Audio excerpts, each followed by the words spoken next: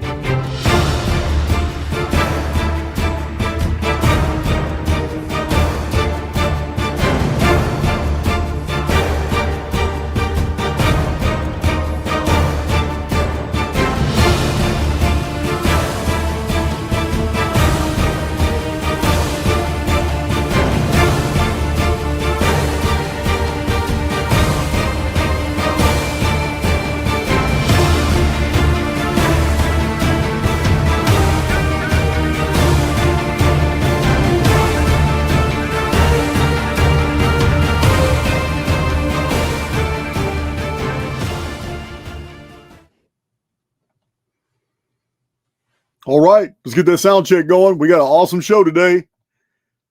I'm a little humbled and a little nervous. My publisher, Paul, is backstage right now. You've heard his name hundreds of times. I've told you the stories. I used to write him when I was in prison. I used to bounce ideas off of him. Sometimes they weren't very good ideas. Sometimes I was just venting. Sometimes I would involve him in my legal struggles because I was involved in a lot of litigation when I was in prison, behind retroactive laws that were affecting me. I was coming up with publishing ideas. He was very instrumental in my education because of what he provided the public.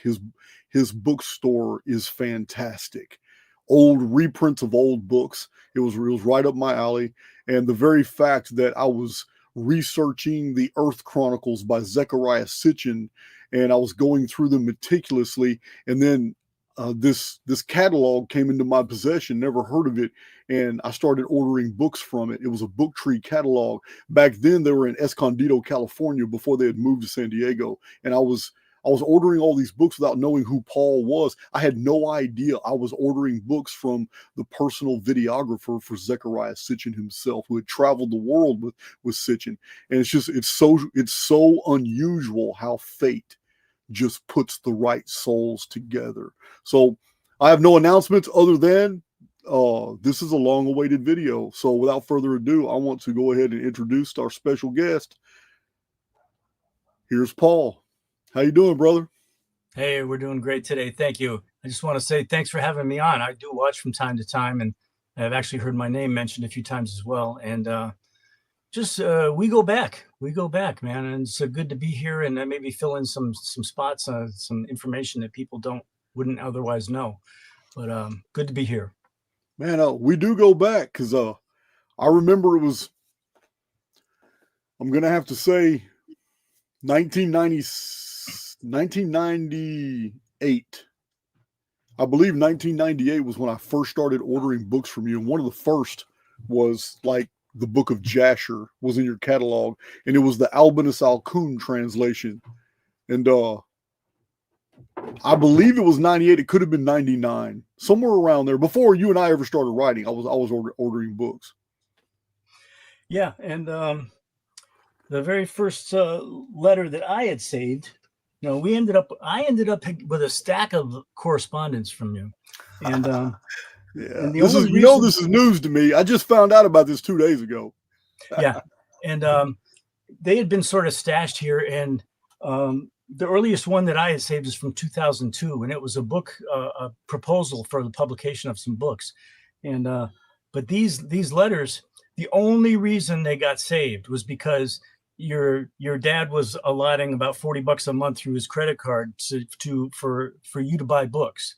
And I had to keep track of like any duplicate sales and everything like that, because you were always ordering books. And sometimes we ran into the problem of ones that were duplicates. So right. I just started saving all these letters. And then somewhere along the line, with all of the research and all of the stuff that I was aware of is in the ancient past and seeing the kinds of books you were writing on, you were our best customer. And so the letters kind of morphed into a more of a personal thing as well. And we started to share some information and all that. And so most of these letters are still book orders. And, wow. But at the same time, like, take a look at this. Look at these. Oh my God. Yeah. That's amazing. That's a little piece of history there. And this may not be all of them, but wow. Let's see. So, and they're yours. You wrote these, so they're going to get sent to you, and you do as you wish, kind of deal. So, wow, that's amazing. But that's amazing. Yeah, and the very first one we got here is this one came from Cuero, Texas, 2002. Okay. And, this one is a proposal for you call it the Archives of the Ancient Lost. And I do remember that. Yeah, this was going to be like an amalgamation of research, not an actual just a book format. Yeah, this is like a 6-page letter, and it's the pitch that you had for these was really good. And we didn't publish your first book until 2006, though. This was a proposal from 2002, and right. A number of the books were, you did a page on each book, and you had four books that were proposed. And some of these that's pretty neurotically neat for an old prison typewriter, huh? Yeah. Yeah. But, this is something else. It definitely got my attention. Some of these, though, back in 2002, it took us a while before we still published you, because in 2002 I had a pretty big stable of writers that kept me really, really busy. And back then you were still going strong with Jack Barringer, with Neil Freer and Hugh Montgomery and Trevor James Constable. Trevor was still putting. I know Jordan Maxwell. Jordan Maxwell too. You even published one where Zechariah Sitchin did a compilation and wrote the intro for.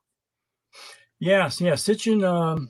I couldn't believe it. He called me up one day and said, "Yeah, you want to publish a book for me?" And all these big publishers in New York City, Avon Books, and right. And here's this little publisher in San Diego that nobody even knew about, but I'd been traveling around with them and all that. So I ended up getting stuck editing the book, though, and then my buddy Ted, when I went to Baalbek and got to see the giant blocks there, and that's one of the few trips I ended up missing. But it's because I was editing Sitchin's book, which I was a little better at that, and been editing stuff for quite a while. But I don't know.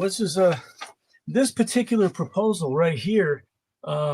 Some of the books, they still had that sort of Christian angle, and a lot of people that end up in the prison systems. They get Jesus, and I didn't really know how much of the whole Christian angle that was going on here.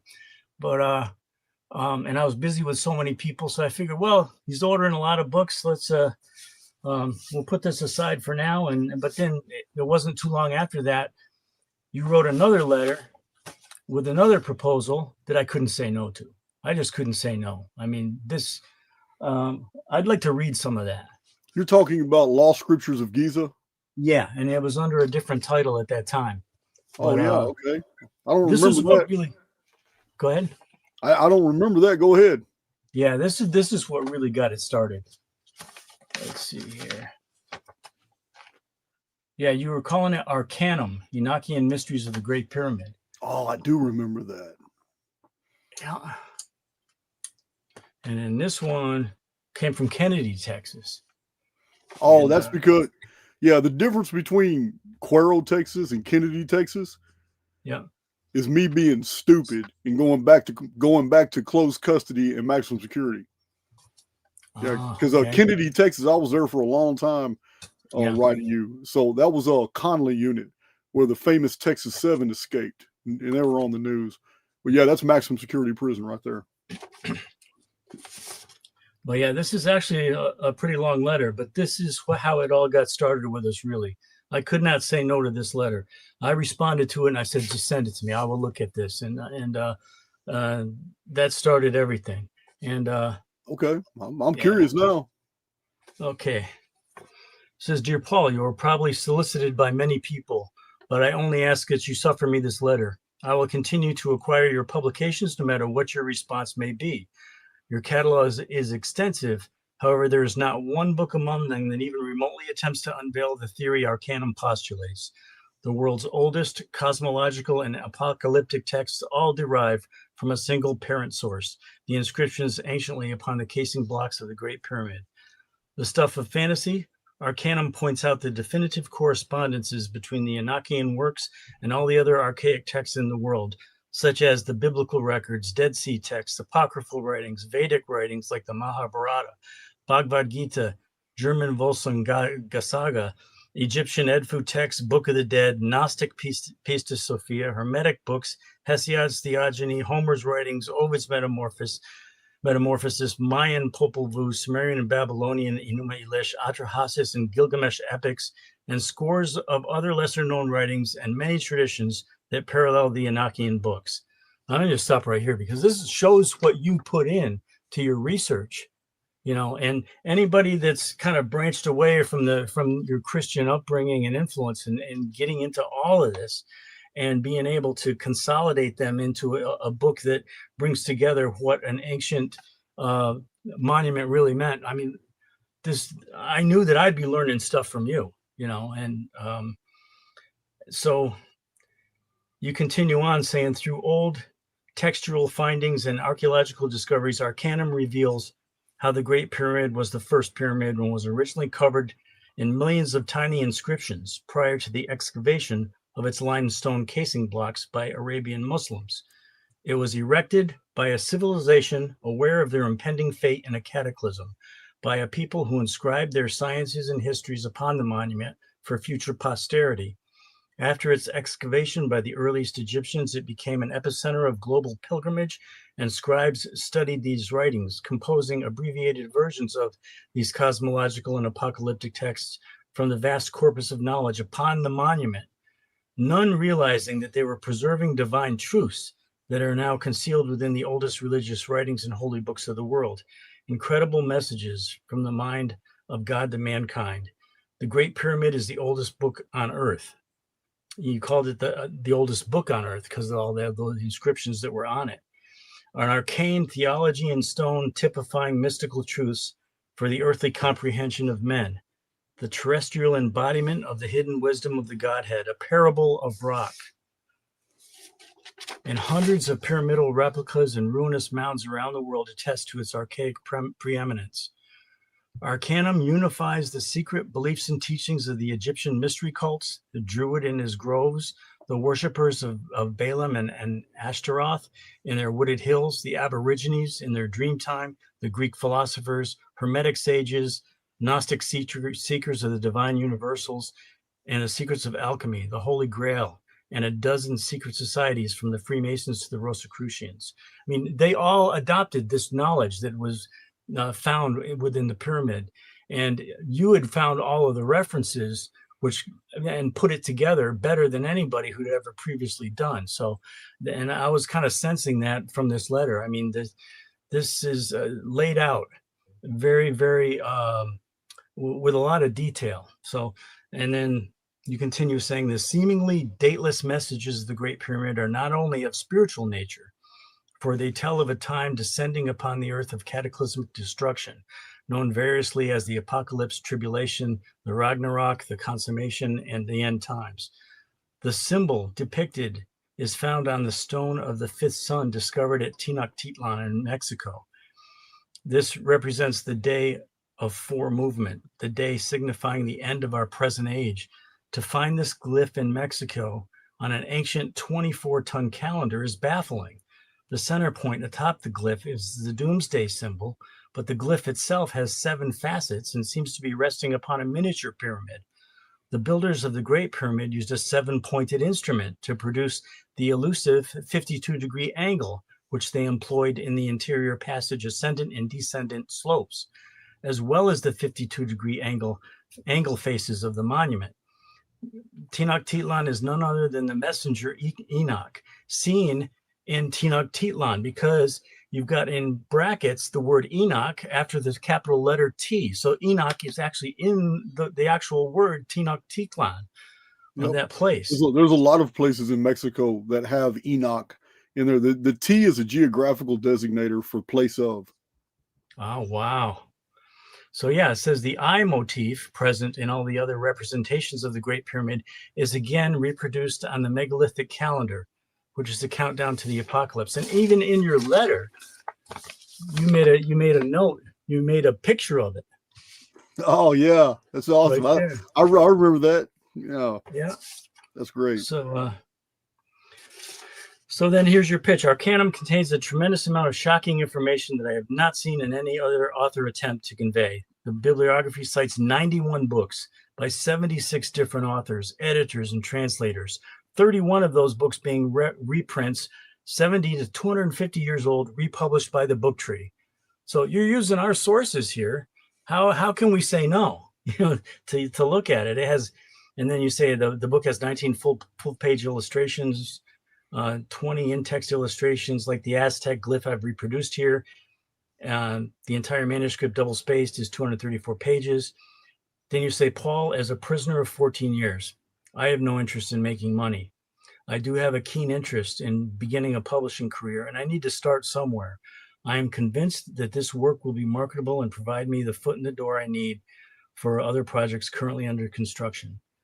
And then this is a chance for you to make some extra money. I'm only asking for 1 print run and no money. A few contributors' copies and I'll be happy. And if the book ends up being a success to where you want additional printings and we can work out a deal later, I'll probably just settle for more books. And then you say you're open to the possibility of me writing a foreword to the book. And anyway, like I said, I'm going to continue receiving books from you no matter what you decide. I'm impressed with your collection. We'll continue to exploit it. The manuscript awaits your earliest convenience should you be interested in reviewing it. I wrote you back that same day and said, send the damn manuscript. Yeah. It was Paul, the Arcanum or the law script, what became the Law Scriptures of Giza. Will you go get that book? They're in the barn dominium. Just ask. Okay, and I'm looking for Law Scriptures. Yeah, you can bring all the books. All right. There's a special shelf with all of them on there. So that was actually my 6th or 7th book. To my embarrassment, my very first book, I plagiarized. I plagiarized several publishers because I've told this story before. I don't know if you know it, but my first book was in the county jail before I was sent to prison, and I didn't have anything to do, so I studied a dictionary. And on commissary, I bought like 24 legal pads and a bunch of pens, and I wanted to increase my vocabulary. and my mind is always active. So I spent about 6 months going through a Merriam-Webster's Collegiate Dictionary, and I put all the antonyms together that I could, then the synonyms together, all the homonyms together. And when I was done, I was so proud. And I told my dad, and my sister came to visit, and I had this huge stack. Told them I was finished with it, and my dad took it home, and about 5-6 days later, I got a package. The officer brought me a Roget's thesaurus. And my dad told me, you invented the thesaurus. You're only about 80 years late. So my very first book I ever wrote was a thesaurus, and I didn't even know they existed. I thought I had done the very first one sitting in a jail cell. Wow. So got another, just a really brief letter.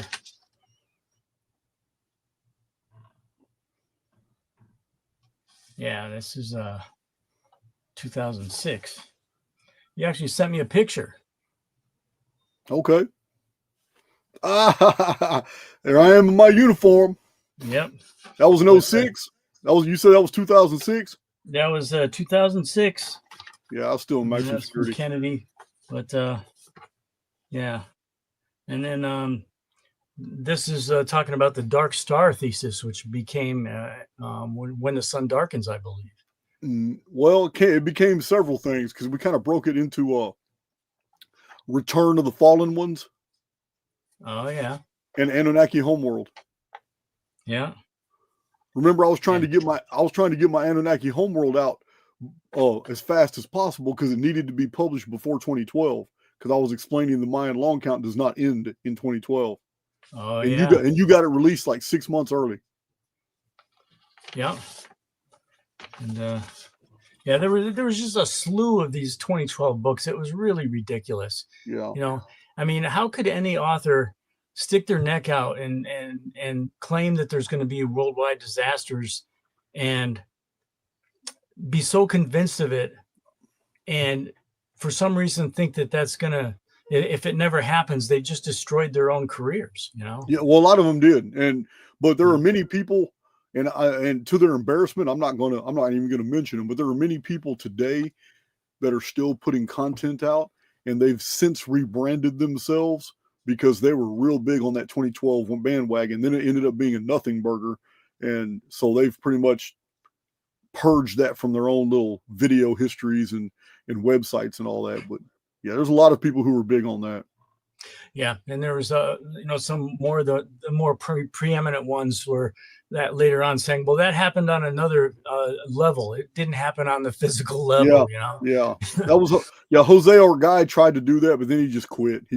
He sold millions of copies of Time in the Technosphere and the Mayan Factor, and a lot of people copied his mistakes, and nobody just did the math and just realized, damn man, somebody made a critical mistake here. The only year the Maya knew when the calendar was developed was the 360-day year. And it's the same year that almost every ancient civilization recorded, until there was an anomaly in the sky. And whatever happened to the sun after that, we had to add 5 days to every year afterward. But that Mayan calendar was developed before that incident occurred. Mm-hmm. So what you got now? What letter you have now? Okay, we have August 29th, 2006. Still from Kennedy, and it's you wrote to me after you received the first printed copy of Lost Scriptures. Oh, okay. And now, when we first printed this book, it was a big 8.5 by 11 oversized blue book. And, I remember. Yeah, I remember that. And it had my original artwork in black and white on the front. Yep, exactly. Yep. And but anyway, yeah, this is an interesting one. Let's see. It looks like it's yeah, there's a PS at the end, which really doesn't mean much, but this is a good letter here. I received my copy of Lost Scriptures yesterday. I do thank you for this opportunity you've given me. Soon, I seek to personally rewrite this work on disc with lots of new notes in an updated and expanded version, but in a more abbreviated format. So here it is. You get your first copy of it, and right away you said that you were going to, rewrite it and update it and expand it, and which you did a few years later, and you kept gathering information. You made the book a lot better. But right out of the gate, man, you're just saying, you got more information. I'm going to expand this sucker and make it even better. So, but then here you go. You say, I recently was interviewed for parole, and Dad sent parole board members copies of my book. I further won another important motion in my litigation. Things are moving nicely for me. This is in 06, 10 years before you were even released. And for those who don't know, what's being referred to here is my original sentence. Even though I got screwed over and didn't get the boot camp, 90 days boot camp that I was supposed to sign for, but that has something to do with my judge who got taken off the bench. When he sentenced me, I was supposed to do 7 years. I was supposed to be out when I was 24 years old. But Bush became the governor of Texas, and anybody can look this up. One of the first things he did as the governor of Texas, and he was criticized for it. And what's so weird about it is the main one criticizing him is now our governor in Texas, because at the time Greg Abbott, who's the governor of Texas, was the attorney general, and Greg Abbott back then told George Bush, you can't retroactively apply criminal justice statutes. When someone is sent to prison, they are governed by the statute of the time when the offenses were committed. Meaning that no matter how much time I have to do, I'm always going to be subject to the laws that were in effect in 1990 when I was 17 years old. Totally common sense. George Bush changed that. Out of 50 states, the only state that actually allowed for the retroactive implementation of tough on crime laws. Like I was sentenced in 1990, but when his new laws came out in 1997, they reached back in time, which had never been heard of before. And when he was confronted about it, he says, well, if those inmates have a problem with it, they can take it to the Supreme Court. And it's just not going to happen, because to get to the Supreme Court, you have to get through the circuit courts. So what he's talking about now is that I was a part of a class action lawsuit by a bunch of other prisoners who found that the 7 years that we just did got turned to 15 years, just because the governor wanted to be tough on crime. He retroactively applied that. So you can imagine why I spent so much time on maximum security. I didn't care anymore. I was all about reading, researching, and writing. Trying to get out was just a fairy tale now. So this is what he's referring to about we won a motion. But later on, the whole thing was dismissed because parole. It was essentially dismissed because parole is not a right. It's a privilege. However, it's a privilege that's supposed to be attached to the legislation of the time of your offense, not to new legislation. This is unheard of. What Governor Bush did had never been done in United States history because of the Constitution. But what Governor Bush also did was basically tell judges, the judiciary, that the Constitution shouldn't apply. They waived that right when they were convicted. So it's still standalone. No other state has done this. It's still Texas. Texas retroactively applies sentencing guideline and parole guideline laws and makes them retroactive. It's still unheard of, but Texas does it. Yeah, and somewhere in your letters here also is reference to in 1999, about 2 years after you were supposed to have gotten out, based on what your sentence originally was, you had two guys sign off on you saying that, yeah, he needs to be released. It's and that was in 1999. And, I remember and you were 2 years late then. I remember one of them was named Jose Alceda. Yeah, two of the board members signed off for my release, and I still didn't get released.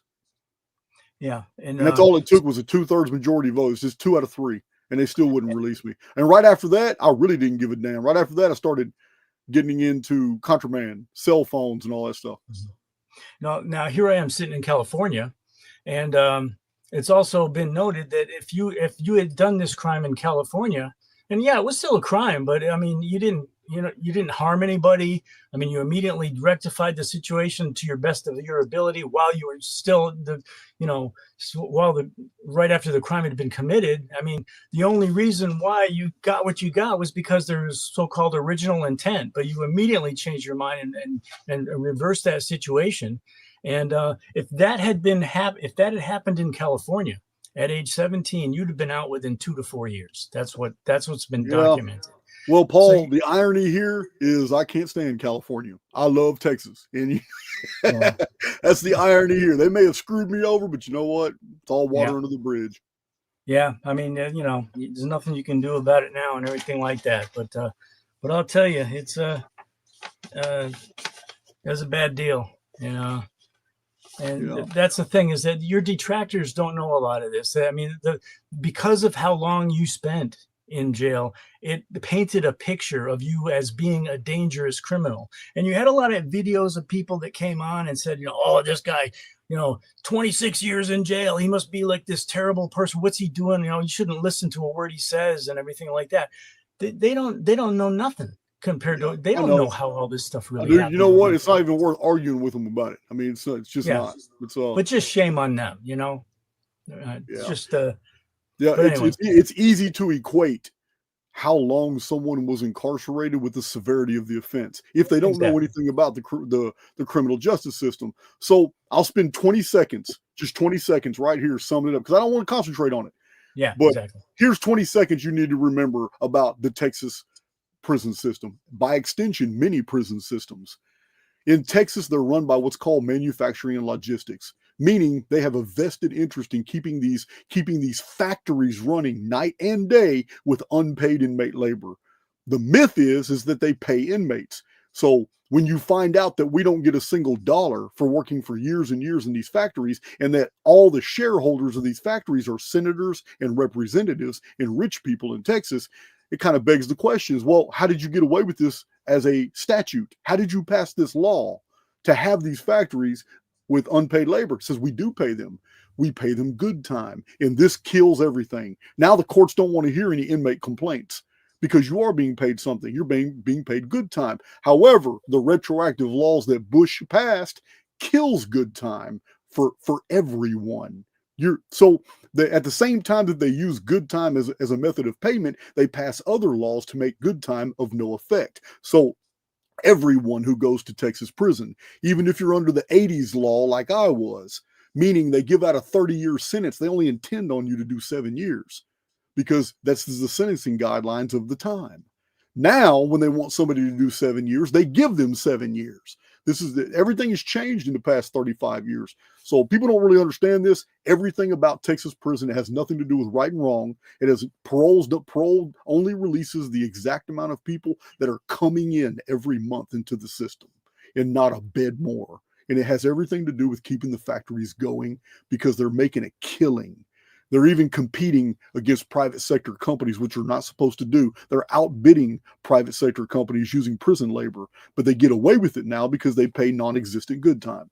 It was longer than 20 seconds, but it's racketeering. This is all that's happening. Yeah, and what I've heard is that they make money off the inmates, and so they keep them there as long as they can. And it's not just Texas anymore. Many other states have borrowed Texas's program because it works. You can use a state legislator to create laws to make it look legal to the feds that we're paying our prisoners good time. And you can take out 10 prisoners out of 155,000 of them and have them sign a contract, and they will show the feds, look, the prisoners signed this deal. They're willing to take good time for their labor. And they use just 10 prisoners to make a decision for the whole. And then they pass a law making sure that good time doesn't ever do anything for you, so you still do your whole damn sentence, and even more than the judge intended, so they can keep you in those factories. This is the true story behind almost anybody that goes to Texas prison. There's a lot of guilty people.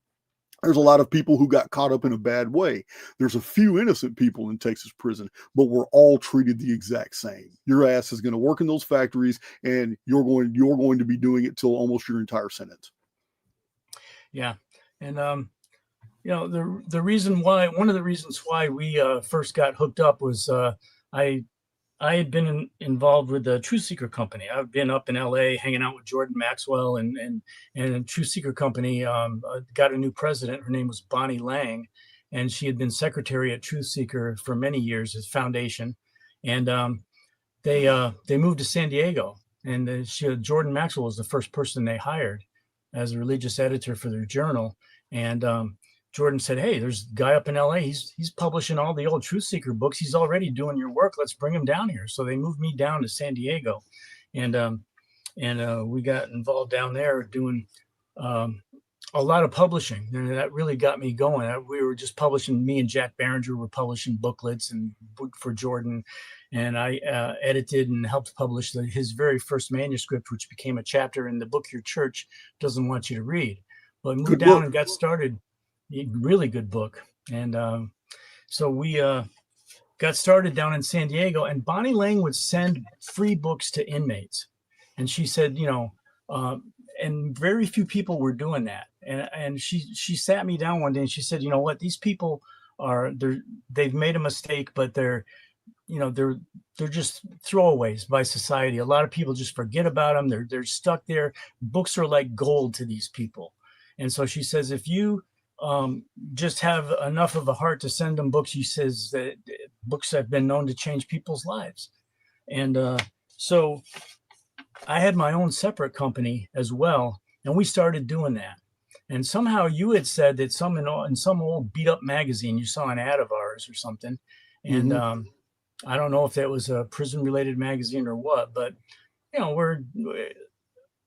Bonnie wasn't necessarily a bleeding heart liberal or anything like that. She had people she knew of that ended up in prison, and she understood their situation. So I'm just really glad that she had told me about that, because I would have just been moving 100 miles an hour in my life and not even bothering to slow down to even care enough. So I owe Truth Seeker a debt of gratitude for, helping out people who, either made a mistake or sometimes didn't even belong where they belonged. But right. There's so many different stories out there, but still, I'm gonna be the first one to tell you, because I was there, Paul, and I know that there are many men, especially in maximum security, you don't want to see on the streets. You definitely do not want to see some of these people ever get out. I mean, there's some people who are soulless. They have lost their spark. If they ever were truly human, it was long before they ever ended up in that joint. Yeah. So I mean, I'm not gonna sugarcoat it. There are some people, man. Prisons are an absolute necessity for a civilization to move forward. I'm just gonna say it that way. Yeah, and I can't forget that part of it too. I mean, you're absolutely right. That's people who are of that mindset, they're going to end up there one way or the other sooner or later, because that's where they do belong. So, but the thing is, then you got people like you that get thrown in there with them. So there's, it's a survival mode. You got to live in a survival mode, Yes, sir. Yes, sir.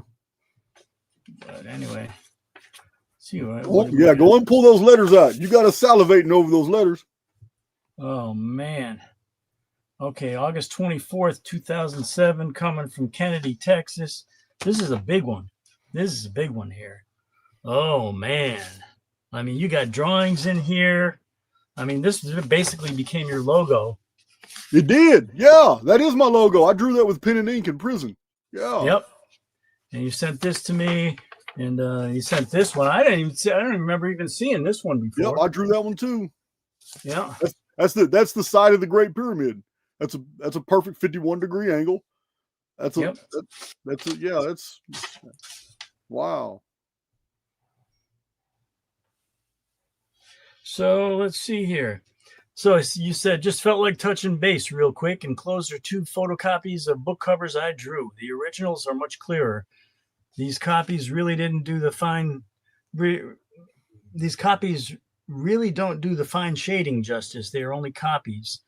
But good news, I've been waiting for. The Sixth Circuit ruled in a prisoner's favor concerning a case involving retroactive legislation. So anyway, and it was identical to yours, 2007. Just stuff that going on here about how. Okay.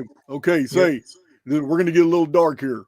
We're going to get a little dark. That was probably the last good news that I sent you, because it was right after that. I'm not proud of this, but then again, I stand by every decision I've made. And it was right after this that we were told basically F you by the Texas prison system. And they said they didn't care what the court said. It didn't even matter. It's just, that was probably my last good news. Because after that, Texas made a ruling that prisoners don't have constitutional rights. They waived those when they were convicted, which no one had ever heard such a thing before, but Texas made it up and to cover their ass. And the reason I'm telling you this is because right after this, Paul, is when I went south. I went ahead and just said, you know what? I'm just going to do this whole 30 years. I'm going to do it my damn way. And I started making deals with officers. I started working for captains, majors, lieutenants, people that were just COs. They were just regular prison guards when I was 17 years old and I went in the system, and they had known me for years, and they knew that I was, involved in trafficking and getting some things. There's different things we want in prison we don't have access to. So officers are always trying to make extra money, but they don't know who to trust. But they knew they could trust me. I grew up there, and we remember each other. They were a kid too. They were an 18 or a 19-year-old just now starting to work in the prison system. I was 17 and 18. So, this is how I was raised in that environment. So when I finally got the bad news, I started entering in all kinds of deals. I had money sent to me, and it was wrap. I started selling cell phones. I got caught 4 times with cell phones before they actually gave me another prison sentence. Do you remember me writing you and telling you they just gave me 7 years for a cell phone? Yeah. Oh, yeah.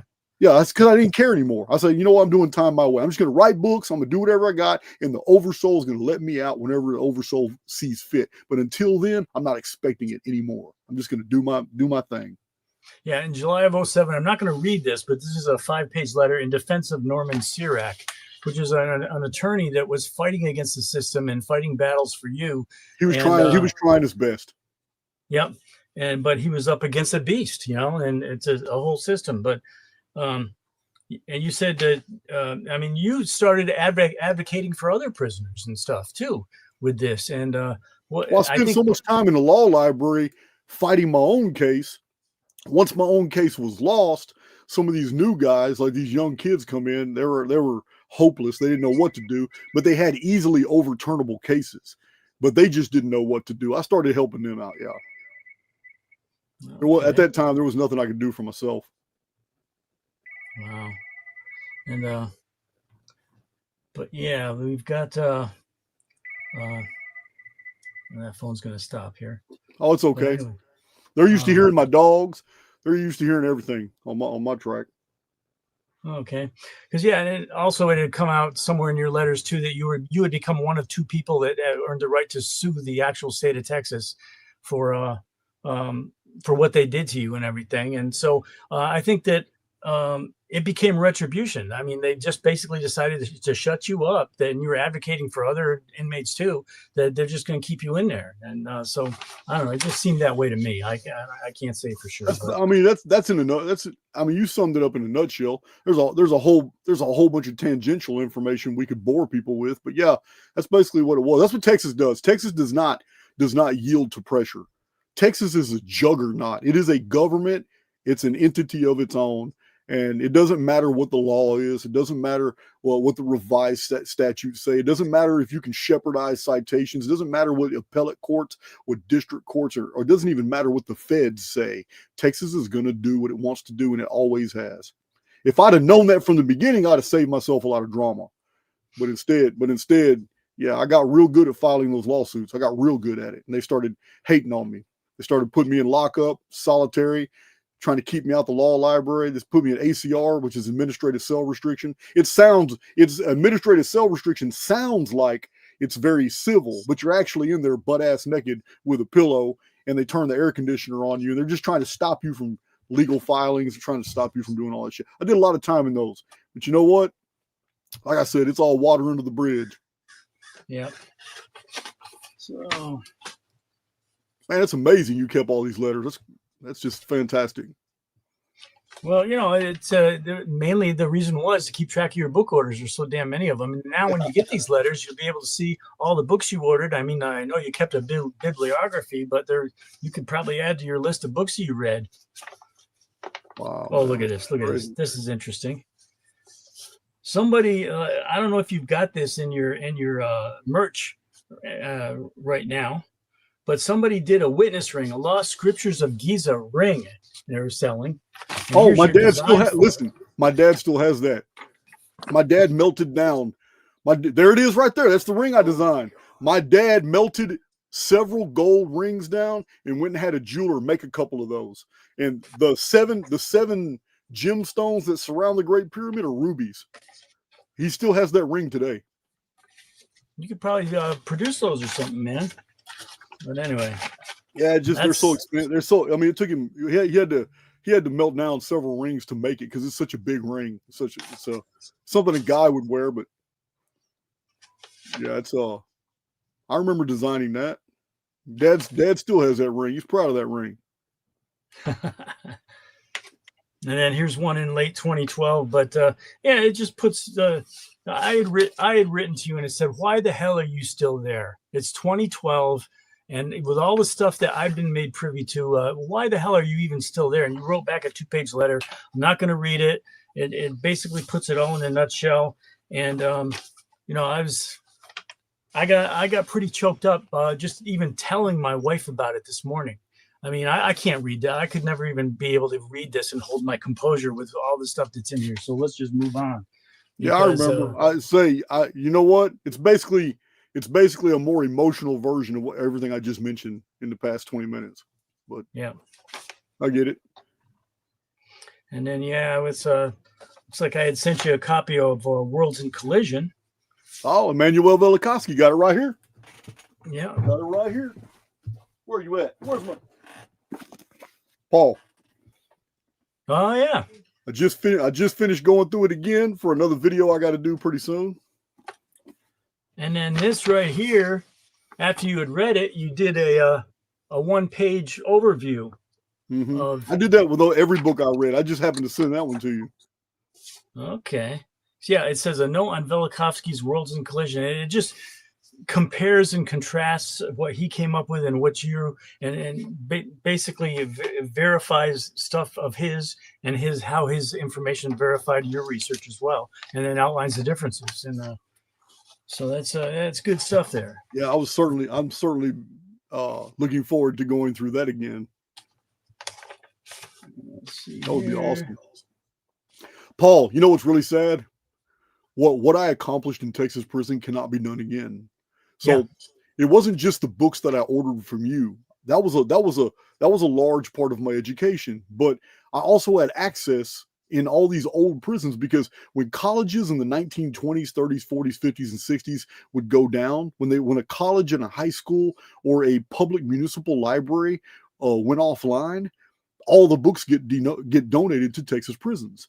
So, and you know, there's 160 something counties in Texas, but there's only 106 prisons. So we always had a lot of good old books, and because there's no budget for libraries, for Texas prison libraries, all the books come from older libraries that are being shut down. Wow. And I had this amazing access, a continual flow from prison to prison of all these very old books that most people find boring. They wouldn't even read them, but I didn't have a choice because books I ordered from you, I would be done with in 3 or 4 days. That still left over 20 days in the month. You understand? Because I was a voracious reader. So I would just spend so much time collecting all these old books and trading with other prisoners. And then I had the unique opportunity in 2011 on Eastham Prison in Lovelady, Texas, to actually go to the old prison where we were cleaning it out to turn it to a museum. This is the old Bonnie and Clyde prison. This is where Clyde Barrow was actually housed. And the in the basement had all these wooden military crates full of old books from a library that was shut down 50 years ago.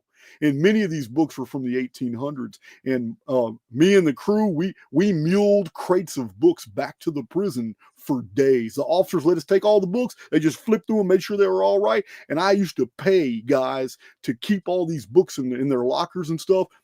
And then I would get them from them. I would pay them for holding on to it until I went through all of them and I was done. It took me about 2 years to get through all those books. But I kept coming up with all these amazing, it's just incredible. Sweeping. Sometimes I would grab a broom and I would just sweep. Nobody wants to. I was on medium custody at the time and nobody wants to go to close custody. That's the dungeon. All kinds of shit. You get piss and shit thrown on you, all kinds of stuff. But everybody knew me in the prison. So I'd grab a broom and I would go to the dungeon and I would see what those guys needed down there and I would sweep. And as I was sweeping, I got to look in the cells because it's a no-no.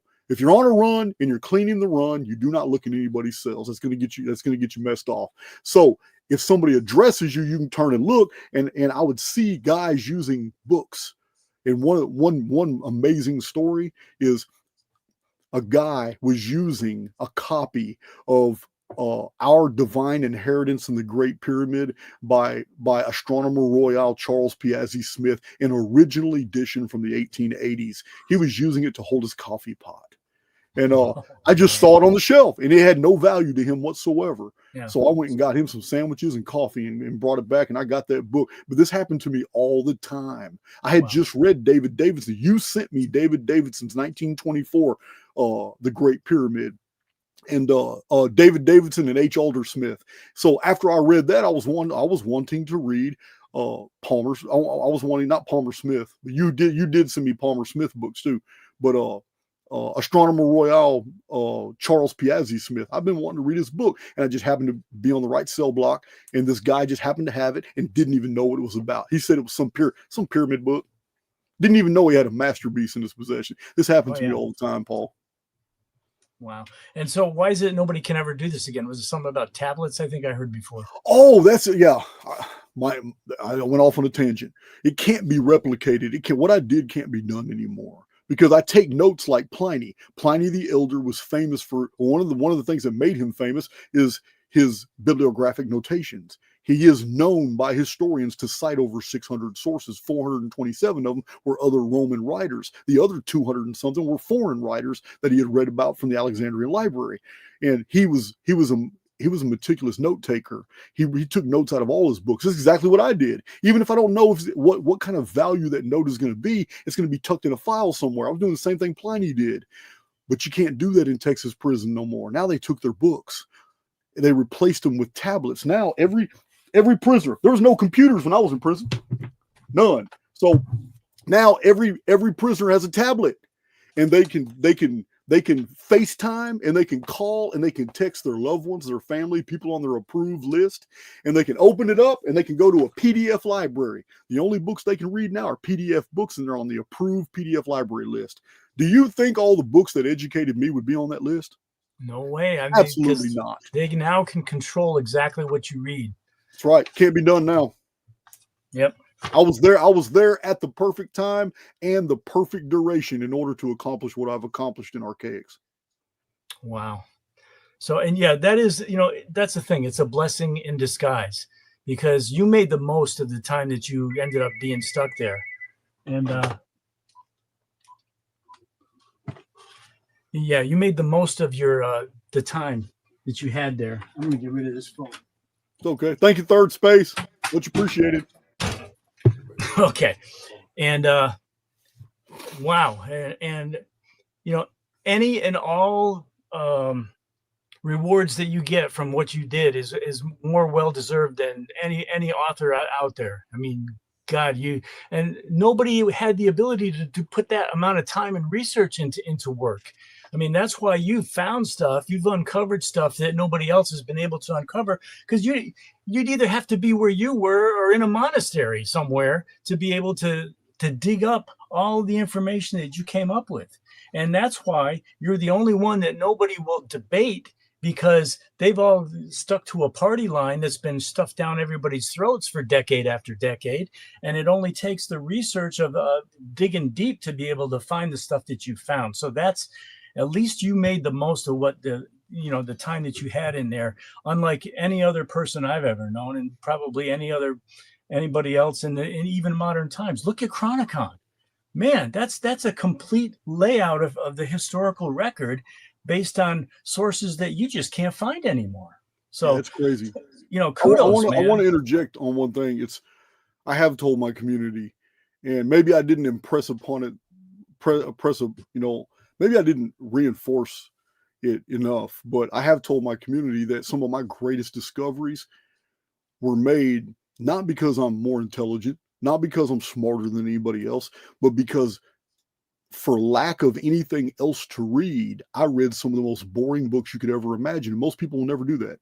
I mean, when I read Lewis Mumford's Technics and Civilization, I was like, I would have never picked that book up ever for any reason if I had anything better to read, but I didn't. So I found myself, and I know you remember this because you have the letters. We went on lockdowns. Sometimes we were on lockdowns for months where there was no movement, and all you could do was just lay up, read, and write.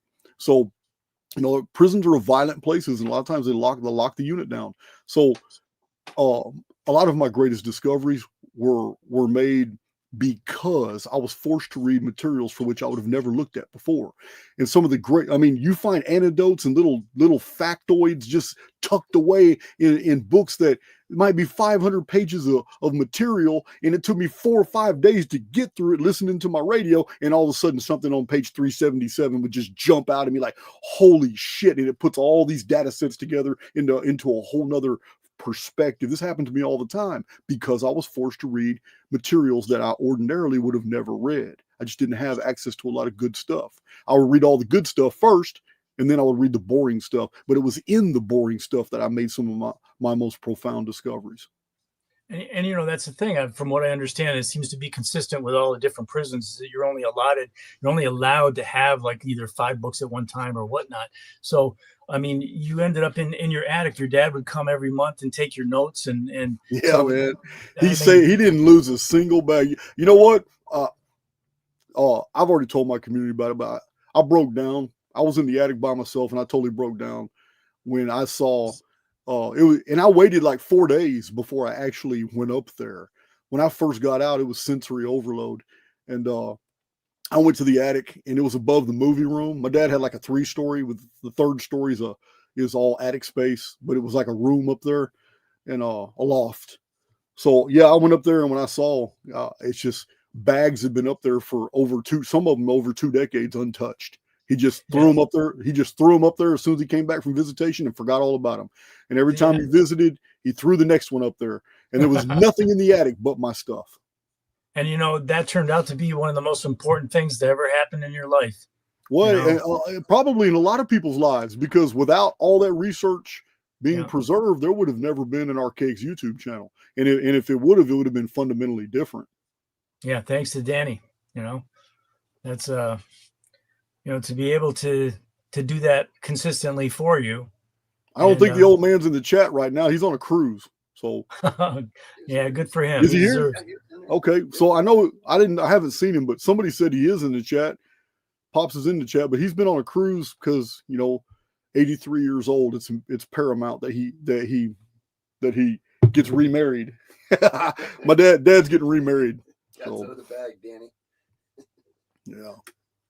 So anyway, yeah, there's just one more letter, kind of lengthy, and in this is a prediction that you made about your future. This was in 2006. Wow.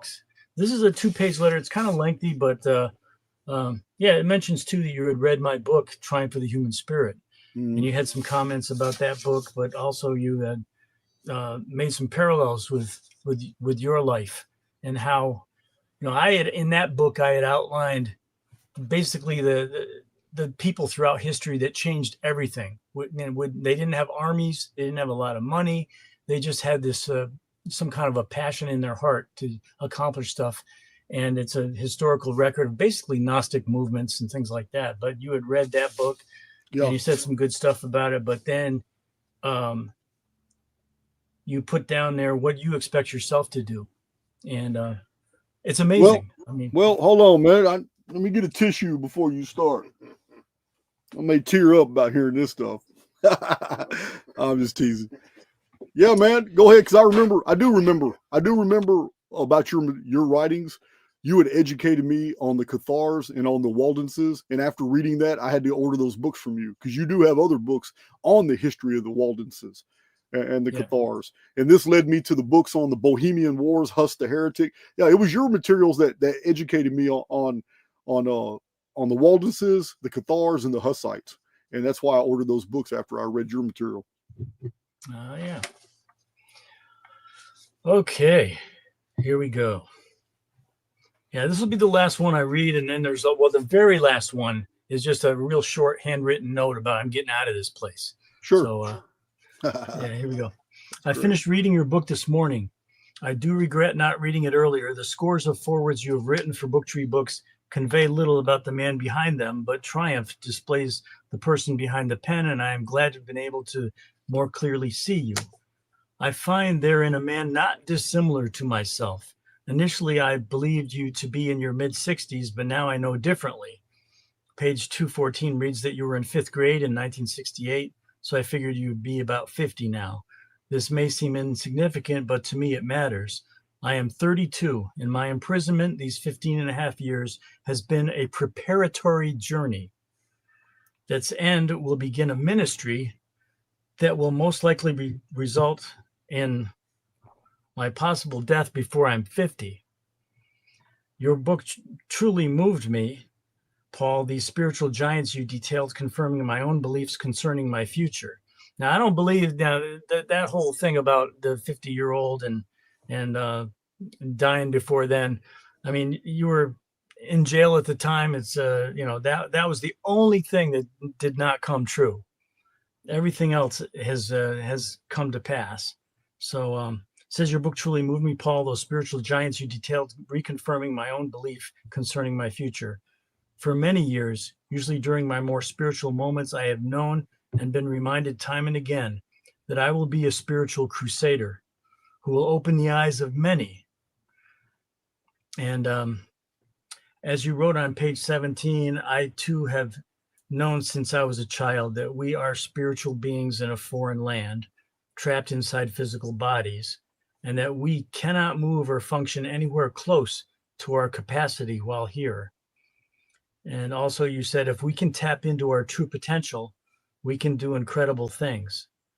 You use the analogy of magic, and I must agree. I keep a folder full of philosophical, political, social, and spiritual quotes and phrases in which you are quoted as saying, "We are spiritual beings trying to cope with being physical." Because I understand you to be far more spiritual than I had taken you for, and I apologize for this, I feel more comfortable with explaining my intentions to you. Early in my imprisonment, I experienced an emotional and physical breakdown, prayed fervently for the first time in my life, and fasted for several days, almost a week. This was about 13 years ago, so probably about 1993. So I was filled, or rather internally awakened, with the Spirit of the living God. My body strengthened, endurance amplified. My transformation was also mental, and I was blessed with an incredible capacity to comprehend things beyond my learning. My memory was enhanced. I now experience acute emotional spells when teaching others that are powerfully contagious, and the greatest alteration in my being is the ever-present awareness that I am an entity encased in mortal trappings with the ability to heal minds, spirits, and bodies of others. This is what I intend to do. Because many would assume this to be farce or fantasy, I have been quiet about my plans for the future. Not even my family understands the depth of my convictions. At this point, I write books and prepare a website. Upon release, I will have all my literary books and website in order. These are prepared for those who, after hearing me, want to continue learning. I will travel, visiting unorthodox places, nursing homes, hospitals, private residence of some who are desperately sick, church gatherings, services, will hold seminars, and perhaps participate in conventions. I will go where the Spirit leads me. I will perform what I feel I am led to, and I will teach things. Paul, that even a man as learned as you has yet to hear. I say this not with conceit. My father will be sending you this latest manuscript any day now, a book unlike any you have ever read. This I assure you. I believe that I will spearhead an astonishing ministry while making powerful enemies in the Christian, pharmaceutical, and political arenas, a ministry that will wake up many who are in spiritual slumber, a mass of healers, prophets, teachers, and the like who will change the world. This is not ambition, but I merely tread the path I perceive before me. I refuse to fall prey to the axiom of Nietzsche, who believed that a matter that has become clear ceases to concern us. I know myself independent of my body. This realization concerns me every day. My physical garment is subject to the spirit within, and by the power of knowing is this garment mended, renewed, and able to accomplish astonishing feats. It is my intent to publicize my teachings, oratory, website, books by demonstrating just this. On another note, your book did convince me and called to my attention that I may have acted deceitfully with you. I reread our prior correspondence and must admit that I may have bait and switched you. I stick with our original agreement. You had said you didn't want any payment for lost scriptures of Giza. And then later on, you said there's something about being paid. Now this I didn't even care about. There was no way I was going to publish your stuff and not pay you for it. I've never done that. Nobody is ever. I am never going to take advantage of anybody like that. So this was I agree. I agree. You were sending me royalties from the original contract, despite what we had agreed to. Yeah, and I remember I gave you an advance of royalties because you needed money for some stuff, and I sent an advance of some kind against the first that books. too. I do remember that. So, but this is really interesting. I was going to use this quote today, and you end this letter with this quote. This just blew my mind. I mean, I was going to use this quote today, and at the end of this letter, you say, and it's quoted by Phaedo, the Dialogues of Plato. Yes. The quote is, "Our souls must also have existed without bodies before they were in the form of a man, and must have had intelligence." So that's the letter. Wow. Unbelievable prophetic information about what you have accomplished and where you knew where you were going. And this was 2006. This was 10 years before you were even out. Yeah. Wow. That was 20 years ago. Yeah. I mean, everything, all of that has come to pass, except some, basically you knew you would be probably a danger and people might come after you or something like that. But that's, none of that's ever, any violence towards you has never occurred, but all the incredible things that it might have sounded like ranting and raving from some guy stuck in prison and couldn't do a damn thing to saying you're going to do all this stuff. And then you turn around and you actually did it. I mean, you've got followers all around the world. And it's amazing how well you were able to go into the depths of your soul and learn about yourself and what you were capable of before you were able to do it and make a plan. And I think a lot of it has to do with awaken the immortal within and the techniques that you had developed, I think, probably in prison. And now with this next book coming out, Empower the Immortal Within, that thing blew my mind. I wrote to you and I said, this is a work of genius. And I mean, you developed that. It's like 3 times bigger than Awaken. Awaken was a small book. Yeah. Let me find it real quick. I think I got a picture of it.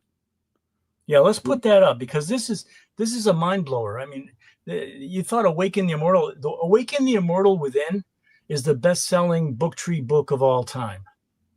And no one has sold more books through our company than Awaken the Immortal Within. #1 seller. But this book is like twice as good. I mean, anybody that's read Awaken the Immortal Within, you got to get this book. It's come like it's going to take 2-3 weeks before we get any in. It's just that the proof copy should have gotten to you by now for you to give a final go and we hit print. That's okay.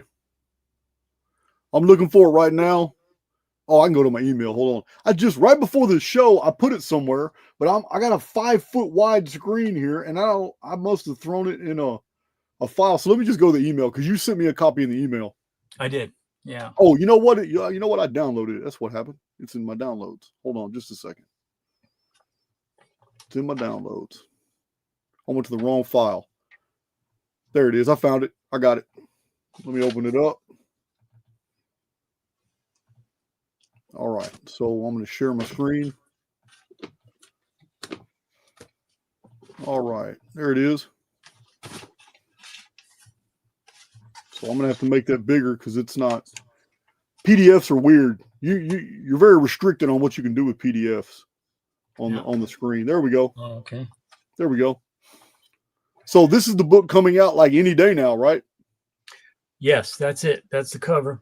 And, Awaken the Immortal Within has got a little bit different picture, meditative guy with the immortal soul within himself, Awaken the Immortal Within. but empower the immortal within kind of brings that light out of the body, and you're, empowering yourself more rather than just. I think that awaken the immortal within is sort of the baby phoenix version of empower the immortal. Empower the immortal takes it to the next level. So if you read Awaken the Immortal Within, I mean, empower just brings even more ways to use that. And I think that a lot of the elites have used the techniques that are in this book. You'll be able to. I think they teach their kids a lot of these tenets. Oh yeah, absolutely. So, and somehow you've tapped into that because it's something about this. I mean, that's the thing. When you were in prison, what you did was you read every single self-help book that Book Tree published, and we only did the classics, only the best self-help books. Oh, I can name them. Yeah, Judge Troward, Wallace Waddles. We can go all the way back. Oh yeah, and so way before Rhonda Byrne came and just basically repackaged all their stuff in the secret.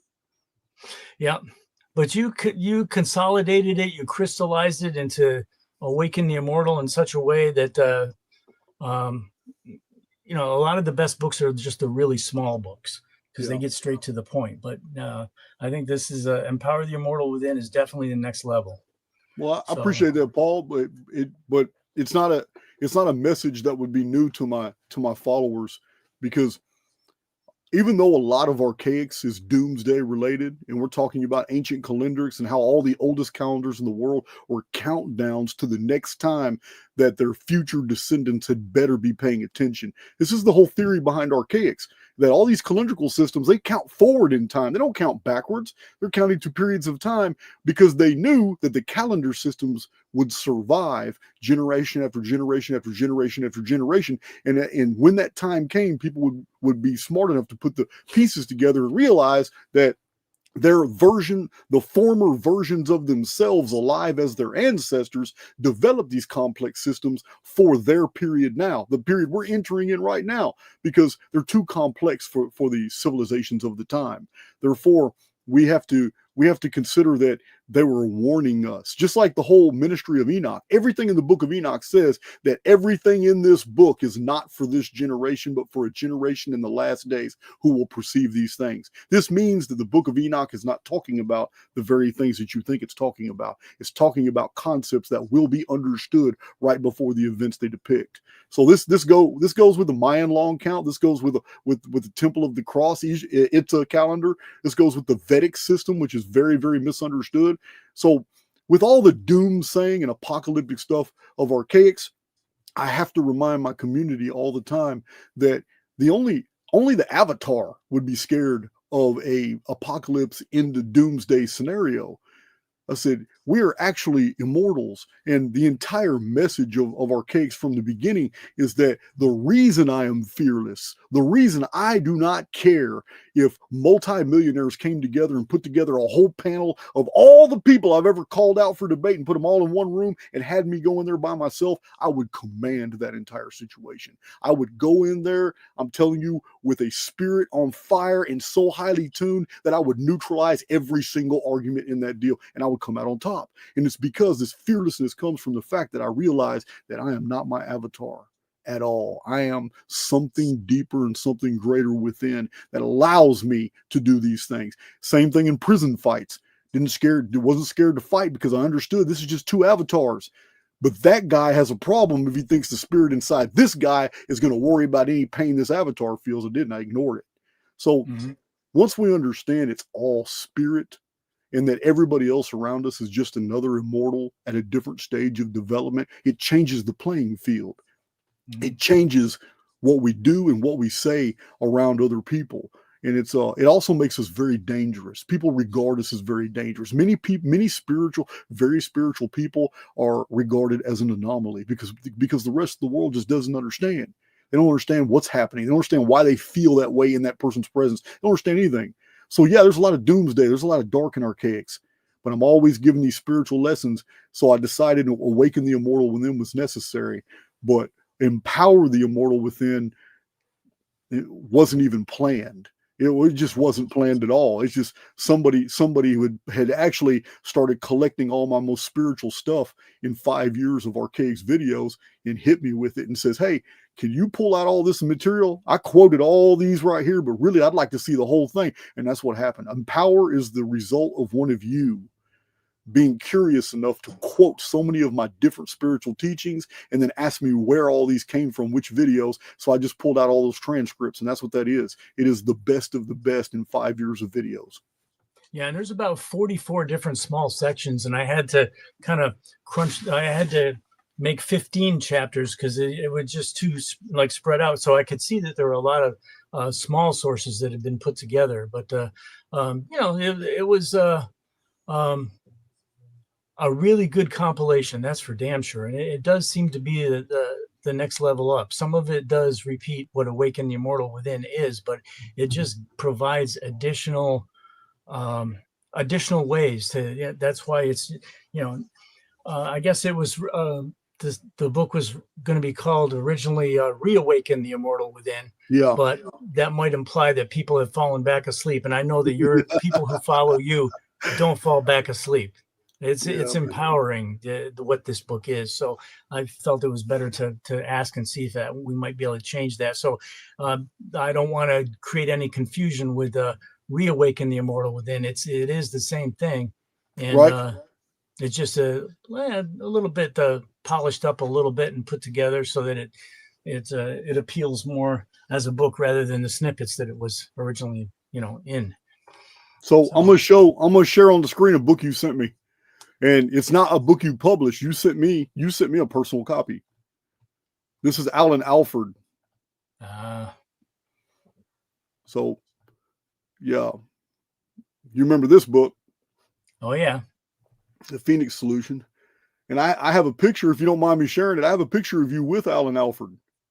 Yeah, this was at the... this was in Egypt. I think it was in Egypt. I mean, no, it wasn't. It was when you were with Alan Alford. Oh, well, he was one of my speakers in Egypt, and but at the same time, I think this was at a different conference than that. All right. But yeah, Alan was a fantastic guy. Yeah, he's okay. I'm gonna have to go to the next screen. It's not gonna pop it. That's what I have a criticism. I don't know what's wrong with StreamYard, but why it makes me share individually for each image. I don't get it. So I'm going to share my screen again. Why it's doing this, I do not know. Yep. There's a much younger Paul Tice and Alan Alford. He was a very unique researcher, and I believe that's the arm of his wife he left behind. Yeah. Yeah. Yeah, it was some kind of a tragic accident on a mountain road in Nepal, and it was just heartbreaking to hear that he had passed at such a young age, because he wrote his first book, a pro Sitchin book, but then he went deeper into things, and much like you, came up with different viewpoints of the ancient past, and totally disavowed his first book and moved on, and he created some animosity and some possible enemies. But the thing is, he was a damn good researcher. Yeah, his book. He also wrote was it Omens of Millennium or something, or something? He had his other book, Millennium something. Yeah, I think that was his first one. Okay, I can't quite recall the title, but the Millennium word was in there. Yeah, I remember that one. So here's you in the background with the man himself, Zechariah Sitchin. Oh yeah, and yeah, we got to be pretty close, and a lot of people have, I guess, put together some conspiratorial ideas about Sitchin, but I can guarantee you he wasn't a conspiracy type guy. He was really a quiet, unassuming individual, kind of kept to himself. Wasn't interested in the researches of other people so much because he thought it would be distracting to the focus that he put into his work. I disagreed with him on a few different things. The book Divine Encounters was one saying that that Jehovah was the real God, and that upset a lot of different Sitchin people. Like, well, what the heck? But he said he was a devout Jew, and so I was going to say that's where he got that. The Jewish take.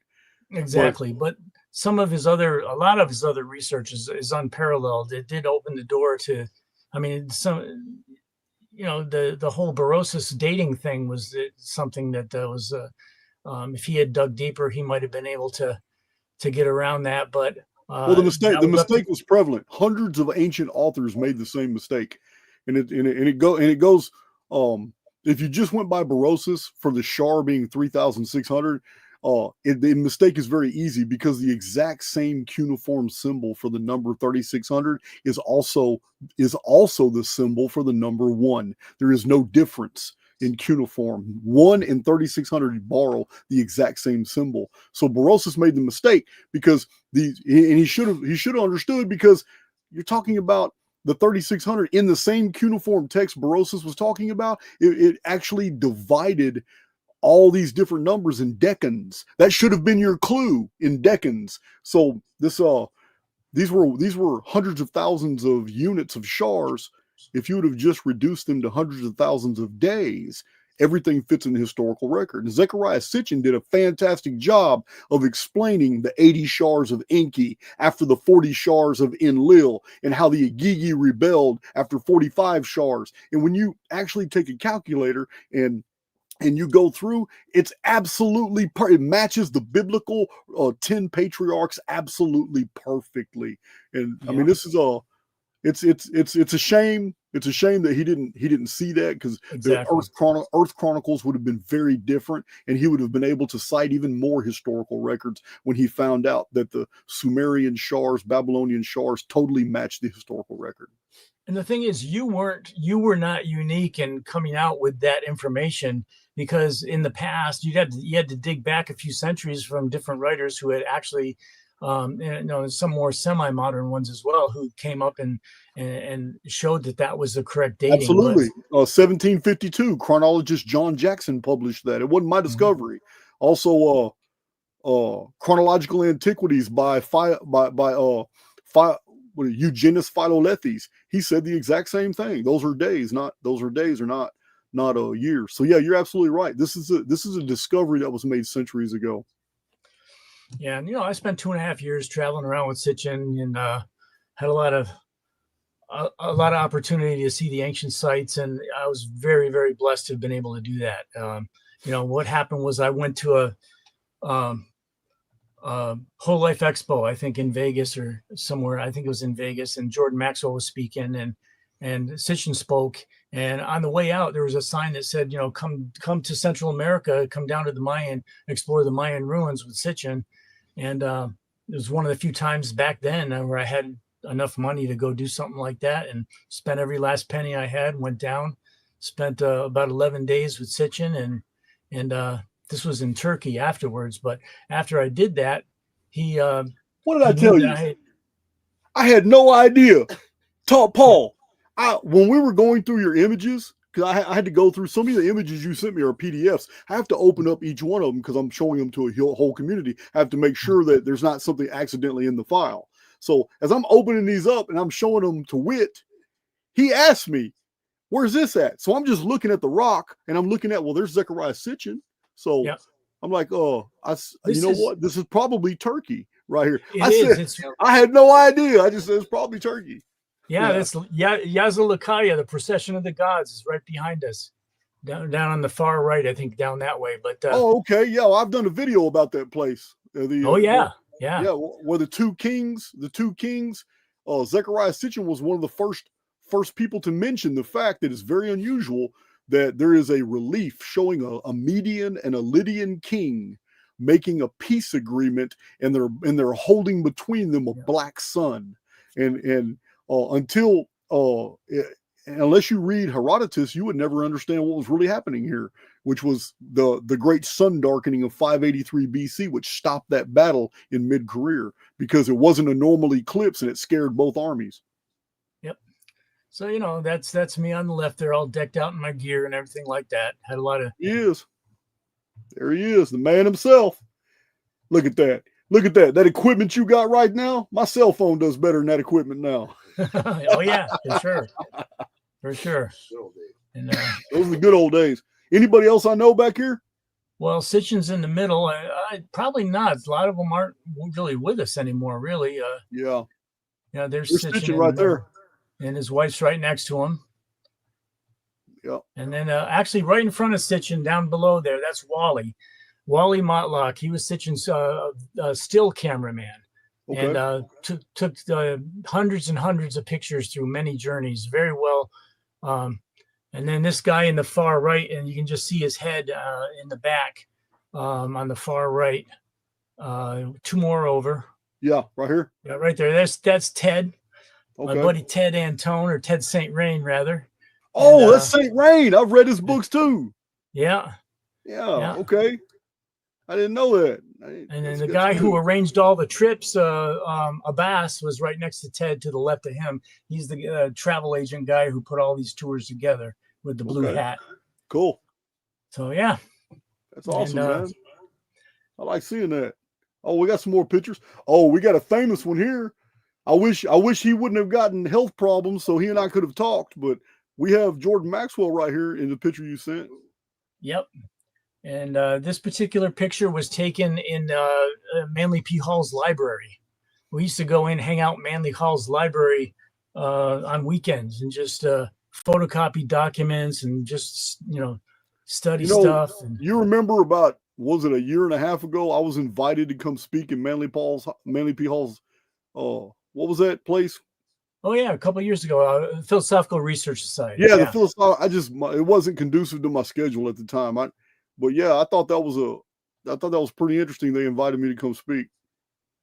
Yep, and Jordan is right now we've got like a lot of his entire collection of works, especially a lot of his videos are owned by another entity, and I can't really reproduce them, but I did produce a few Jordan videos that we do have the rights to. And I know that you would express some interest in the past of maybe posting some of his stuff. And there are Absolutely. a few videos that we, in fact, that I produced that we could actually share with you guys in your community. Yeah, I could go, listen, me and my team can edit those, go through them, make the audio more clear and the visuals more clear. And yeah, we can put them on YouTube. Yeah, because, of course, we own all the rights to his books and stuff like that. And it was at a later time he signed his rights away. But before that happened, we did a couple of videos, not that many, but at least I'd really like to see his stuff out there, and whatever at least the few things that we have available of his that we can provide. So the guy was a master. The guy was just amazing. Good sense of humor, too. Yeah, I could have drank a bourbon with him. No doubt. For sure. No doubt. But then we had Jack Barringer, and I don't have a picture of him, but I'm a real big fan, and I've talked about Jack Barringer. Jack Barringer, you can't really separate Jack Barringer and Neil Freer. These two guys are thinking on a league of their own when it comes to the ancient god complex, the Anunnaki history, and all these guys here. I try to tell people, man, you guys are reading Zechariah Sitchin. Listen, if you want to take it to another level, if you want to get deep into the psychology of this narrative, oh my God, you've got to read Neil Freer, Breaking the God Spell, and what was his other book? Neil Freer's got like 2 other books. Oh yeah. I can't remember the titles. But God Games, and I think we God Games, yeah. Who will you be forever, and all that. Yeah, that's good stuff. Yeah. So let's see. Go ahead. But the next pictures, in fact, do relate to Jack. They're really strange pictures that I took in Sedona, Arizona, and I got to tell there's a little bit of a Jack Barringer story that it was through him that I ended up getting pictures of these things. These rock formation things. And yeah, now this is, to start off, this is a Cathedral Rock in Sedona. Now, Jack went to Sedona. He's out sitting across the street from Cathedral Rock. And he's just kind of going up there just sort of to meditate and everything like that. And he looks over and he sees some guy sitting over there across the way.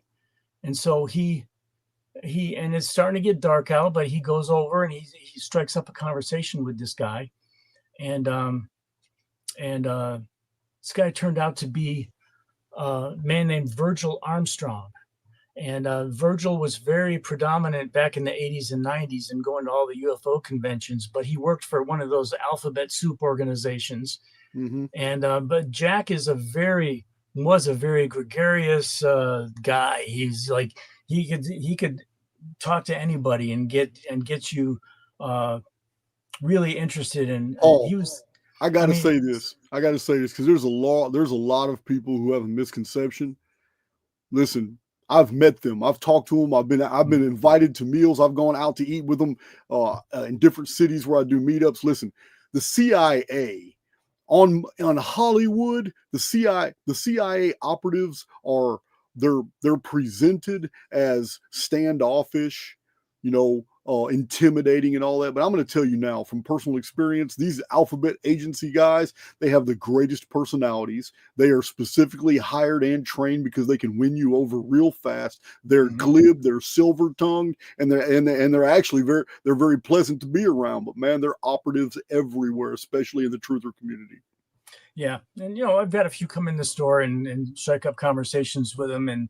And I actually like them, but they're doing a job to check up on you. Over the years, I've had them come to my meetups. I even gave a speech in Fort Worth. My very first meetup. There was a lot of people there. We rented out the community center in Cowtown, and I even in my speech I even welcomed any intelligence operatives that are there. Say, hey man, you're more than welcome in my community, man. We're not anti-American, we're not anti-patriotic, but we're not going to escort you to the door. It says you're more than welcome to be here as well. But yeah, they keep tabs on everything. They're everywhere. Oh yeah, there's one guy came in the store and said, yeah, he was at your first meetup. Oh, probably the one I'm referring to then. Yeah, no doubt. He stopped in over here too. So yeah. Yeah, there's no doubt. I got people assigned to Archaix, and I'm going to tell you what, they don't ever interfere. They don't get in my way. They don't ever try to stop me from saying anything. I think basically what they're just basically trying to do is make sure that if I'm going to grow a community, I'm not going to take it into some type of anti-government, anti patriotic movement. But what's really, really interesting is that Jack was able to learn from Virgil. His last name was Postawait, I think. Everybody called him Posty, and he would go to all these UFO. I used to go to all the UFO conventions, and Posty would always be there, and everybody knew who he was. And he would say, "Oh, I don't work for them anymore." And then next thing you know, he was out of town for a couple of weeks, and he'd come back and say, "Well, I was on assignment somewhere." So they even let him give speaking lectures and stuff like that, and he wrote a few books, but he was just part of the community. Everybody knew who he was. But Jack met him over here in Sedona, and the guy told and he went by Virgil Armstrong. He said, he admitted to Jack that they sent him out here to investigate this area, and so it's right across. And he told Jack that these ships will come in when it gets to be dusk, and they'll go right into the side of Cathedral Rock and just disappear.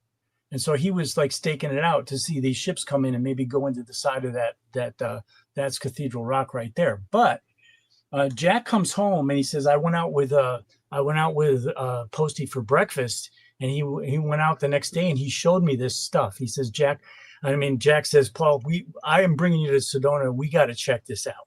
I need to show you this. So the next few pictures of what Jack brought me to Sedona to see that were revealed to him by an interesting character. And now these are lines that go up the side of the hill, up the side of the mountain, across from Cathedral Rock. They're called these laser lines.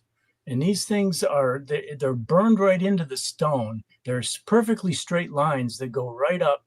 And you know what this reminds me of, Paul? I don't know if you've heard about this, but Jonathan Gray in beforeus.com, he's passed away now, but he documented a Russian discovery. They had to call the Russian military out to this obscure place because they found a site similar to this in the entire area of rock that was a perfect square was a very unusual because it looked like a miniature version of Russia. And the more they studied it and they mapped it out, they said, holy shit, somebody created a perfect topographical map of all the mountains and terrains and valleys and rivers in Russia and did it to like 1/1,000,000th of the scale on this small piece of rock. It says only a computer could have done this. Only technology could have done this, but somebody created a map of Russia in ancient times and it was right there on the surface. They got all the dirt out the way, and it was just Russia in miniature.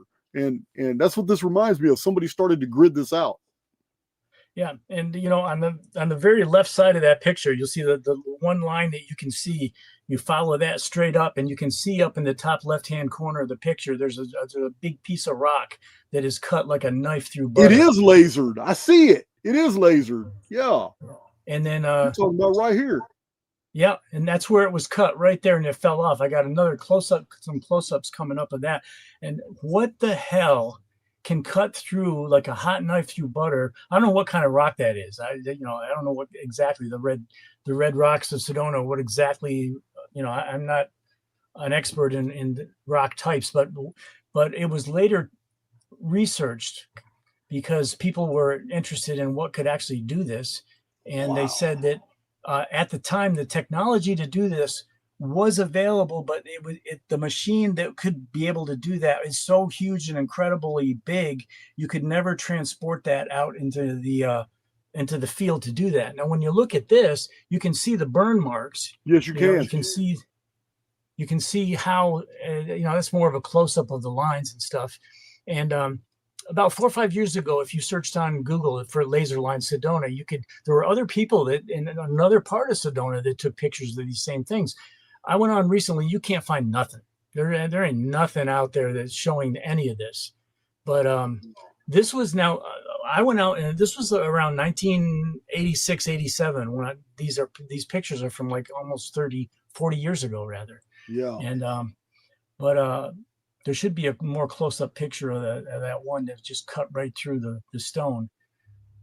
Yeah, there we go.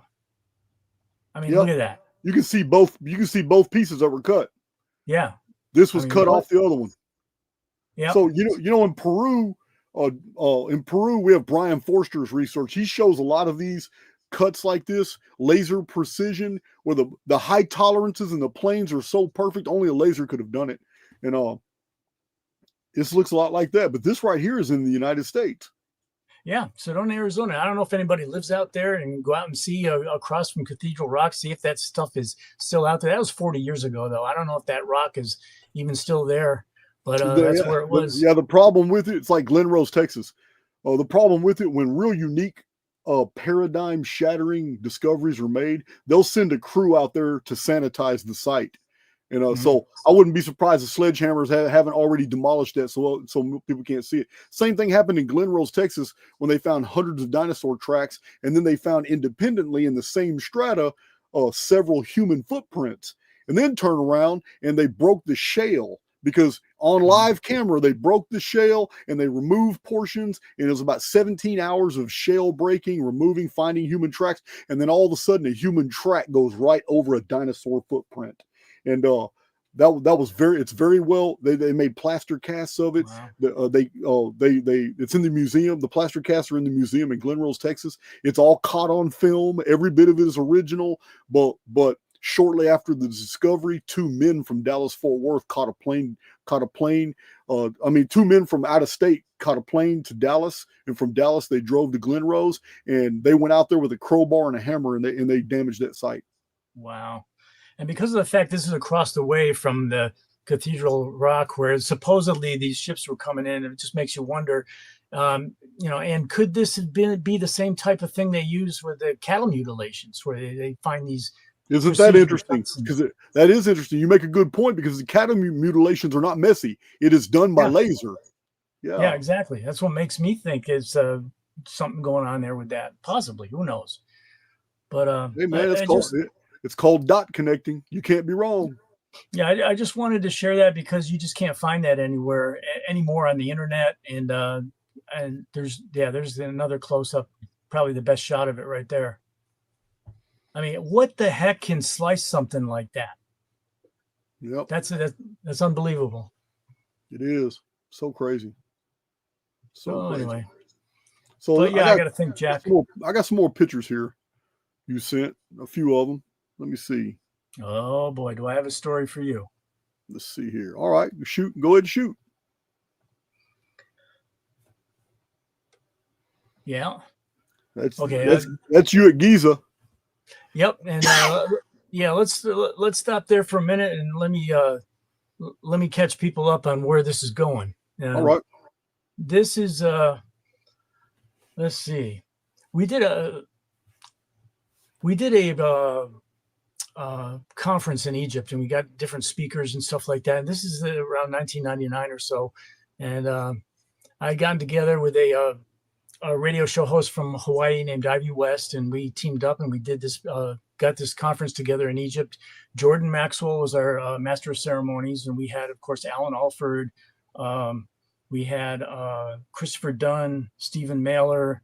Let's see. We even had Robert Morningsky, he became really interesting character. Robert Morningsky. He became the first Native American to be allowed to climb the Great Pyramid. And, he's also got a book. He's also got a book out. Yeah, he's had a few books, and he never really trusted the white man's publishing industry, and always would self-publish a lot of his own stuff. And so he was a really interesting guy. And then Hakim Awan. Hakim was in the village of Nazla El Saman, where the pyramids are at. There's always an elder there who passes down the ancient knowledge to those, and a lot of it's not in the textbooks or anything like that. And he actually had chosen Stephen Mailer to pass that down to, and Stephen Mailer's got a couple of interesting books about the ancient Egypt and the wisdom of ancient Egypt. And but now Jordan Maxwell shows up, and Jordan was always bashing the Freemasons and a lot of conspiratorial stuff, and Jordan didn't like the Freemasons. And then he gets to Egypt and sits down with Hakim, and all the kids will run and kiss his feet. And if the president of Egypt ever showed up, they wouldn't care. The village wise man Hakim was the guy who hit all that wisdom is definitely passed down through generations. And so he sat down with some of the other elders in the village with Jordan Maxwell and explained Freemasonry, the origins of Freemasonry, to Jordan Maxwell. Jordan had always bashed against Freemasonry all the time, but then he learned of the origins of a lot of the Freemasonic wisdom and everything from Hakim. And Jordan's tune changed with Freemasonry because he now understood where it really came from and what it really meant. And it wasn't a bastardized Western version of a Boy Scouts for Men kind of deal. It was a thing that goes back many centuries into the ancient past. And so that was an interesting, eye-opening thing for Jordan, because in his presentation at that event, he did talk about that. And for me, showing up here, I had just finished a number of different legs with Zechariah Sitchin, and I had climbed about 6 different pyramids around the world. Climbing pyramids were my thing, man. Yeah. And I wanted to climb the Great Pyramid of Giza, but I have to admit, will they even let you do it today? It's against the law. You can't climb and it was against the law back in the day when I was there too. But I did something really stupid in Egypt, and I'm gonna my office is pretty small. It's like a confessional booth in here, so I'm gonna let's just do this. Well, don't say nothing that might get you in trouble. No. But I really, and I'm gonna take pains to not get anybody else in trouble either. But I wanted to climb that pyramid, man. I climbed 6 other ones, and here I am, and so we put the word out, like, ask around somebody said, ask around the village, ask for a guy named Johnny, because he can get you up there like after hours or something like that. Now I've changed his name because if Johnny is, he was maybe 20, 25 back then, and he maybe be about 50 by now. If he's still doing it, I don't want to get him in trouble. Right. But we found him.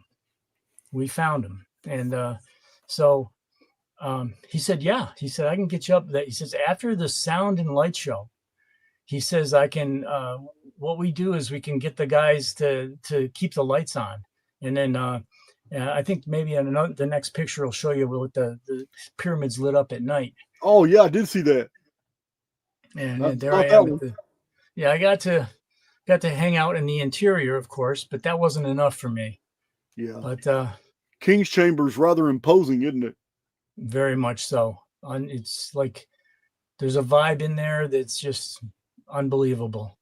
So now, previous to this, about 5 days before, I'm hanging out in the Temple of Karnak, and then there's these guys that sort of hang out at these places, and they're not guides or anything, but they'll say, "Hey, Mister, I bring you somewhere and that nobody else has ever seen. You pay me, and baksheesh.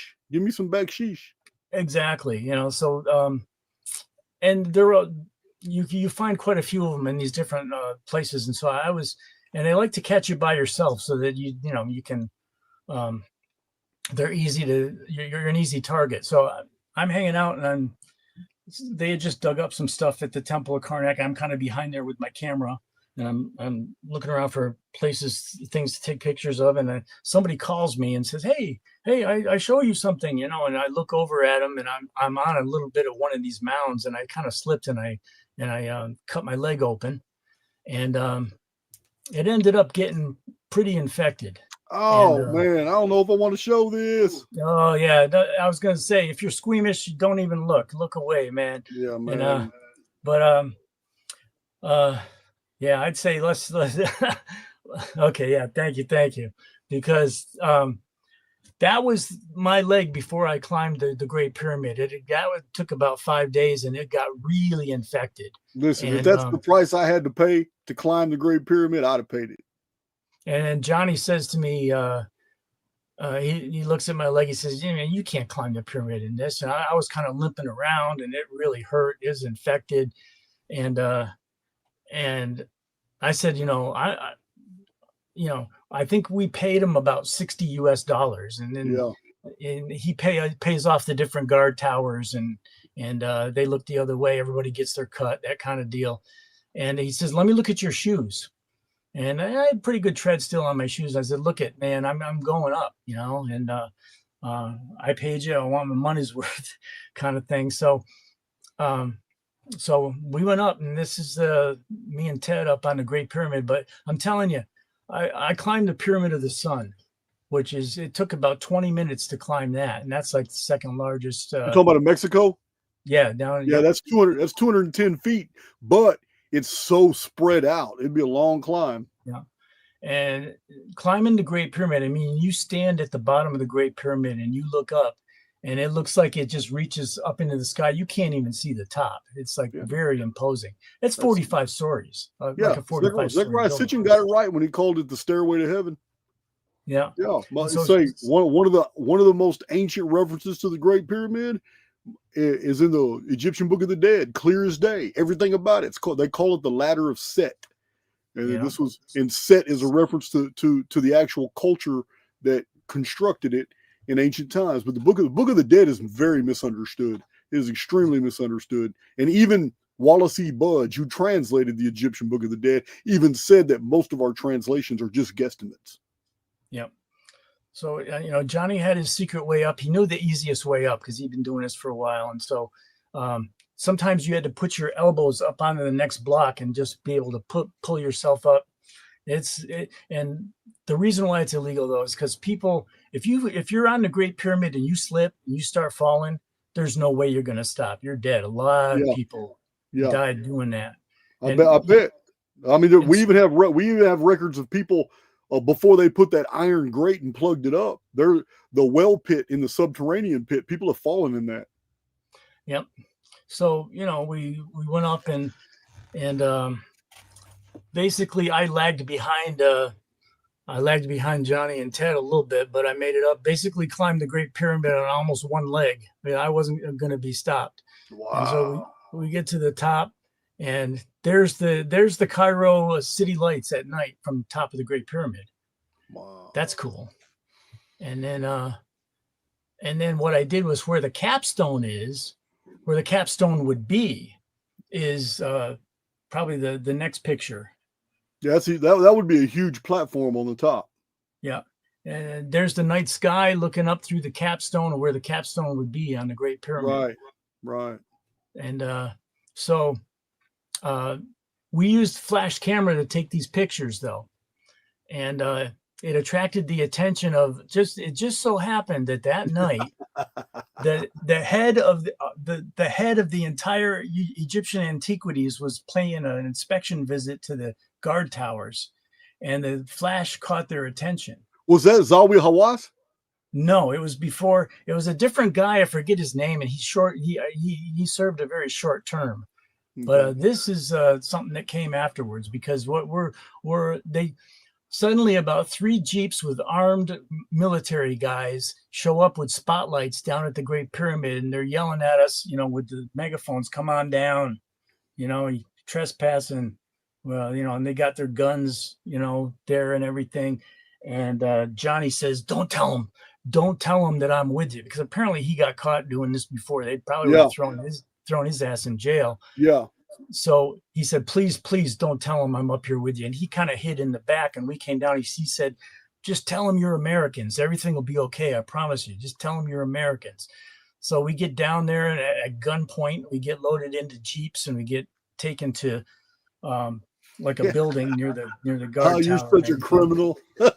Yeah. And we get interrogated for like at least a half an hour.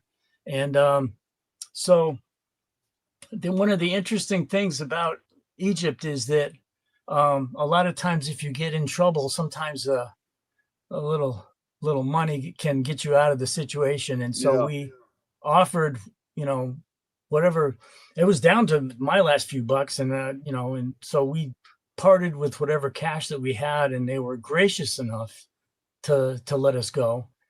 And we did tell them we were Americans, and that did help a lot, because the tourist industry is run by, they can't have bad publicity.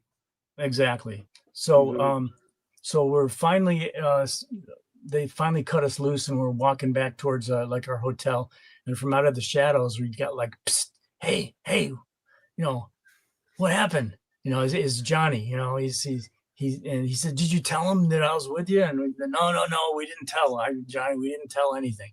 And so he said, "Oh man," he says, "that's great." He says, thank you so much." He says, "Look I'm going to get you in between the paws of the Sphinx tonight. Come back at 4 a.m. and meet me right over here, and I'll get you in between." That's what this picture is here at the Sphinx? That's what this picture is. You go down in between the paws of the Sphinx, you hang a left, and then you hang another right, and then you're looking at this.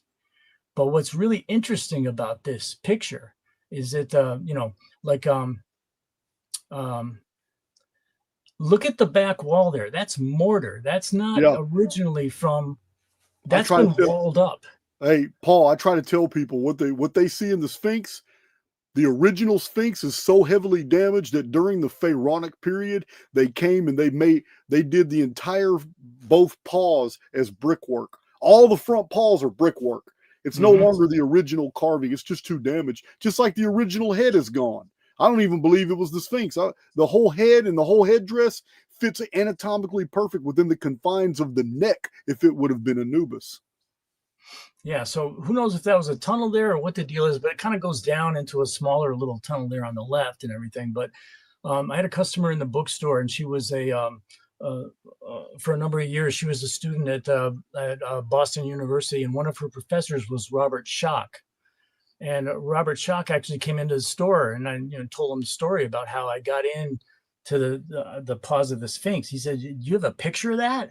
And I said, "Yeah." He said, "I'd really like to get a picture of that if you could." Apparently, Robert Schoch in 1992, he did some ground penetrating radar over by the right paw of the Sphinx.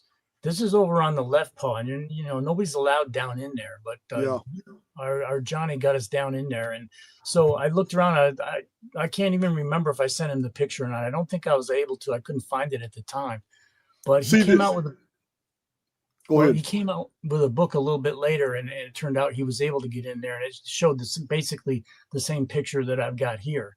Yeah. So I don't know. My issue with the incidents like this is that if you're looking at brick and mortar here that was done during the Pharaonic times, then even this indentation, even if this is the entrance to a tunnel, we have to consider that it was 1902 before they rigidly compartmentalized Egyptology as an intelligence agency to protect the Giza area.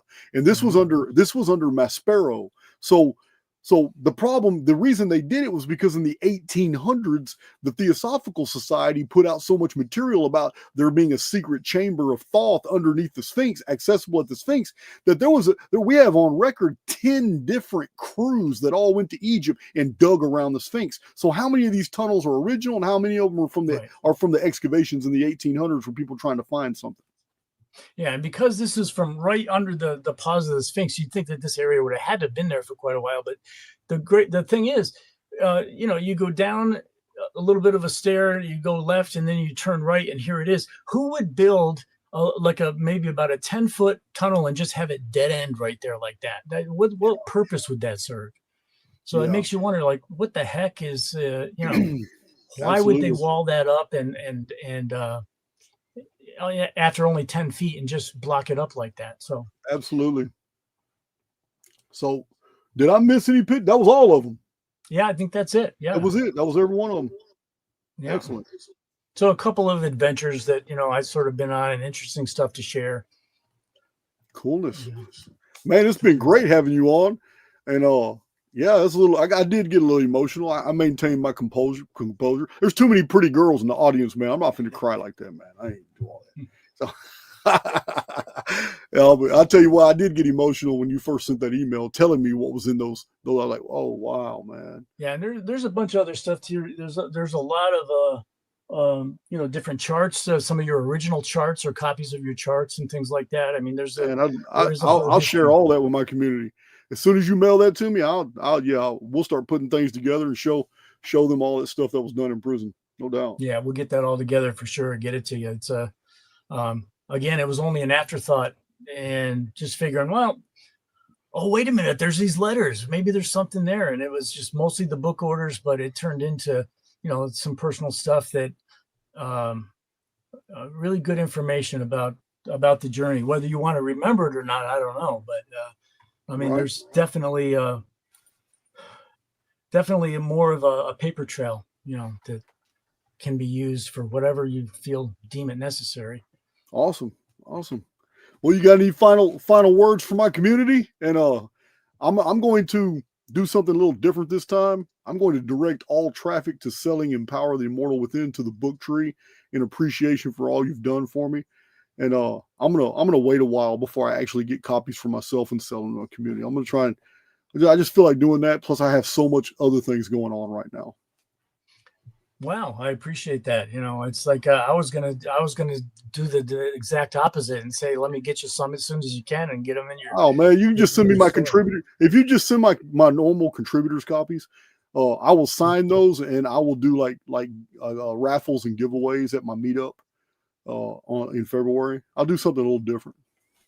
Okay, but yeah, I'm just blown away by this book though. It's definitely something that everybody should be reading. And the thing is, getting it off Amazon's just as good. But then again, it gets our catalog into the hands of people as well. So we appreciate that.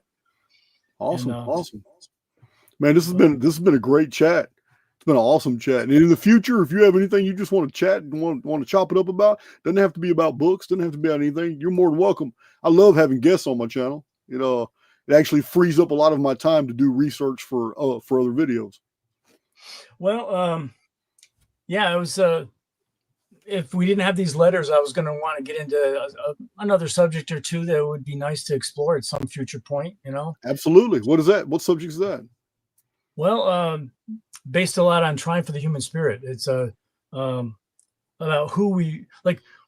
When I created this publishing company, I knew that my time would be limited as to what subjects I could write on. Right. And I wanted to pick a subject which would be, like, for me, the most important subject there could be.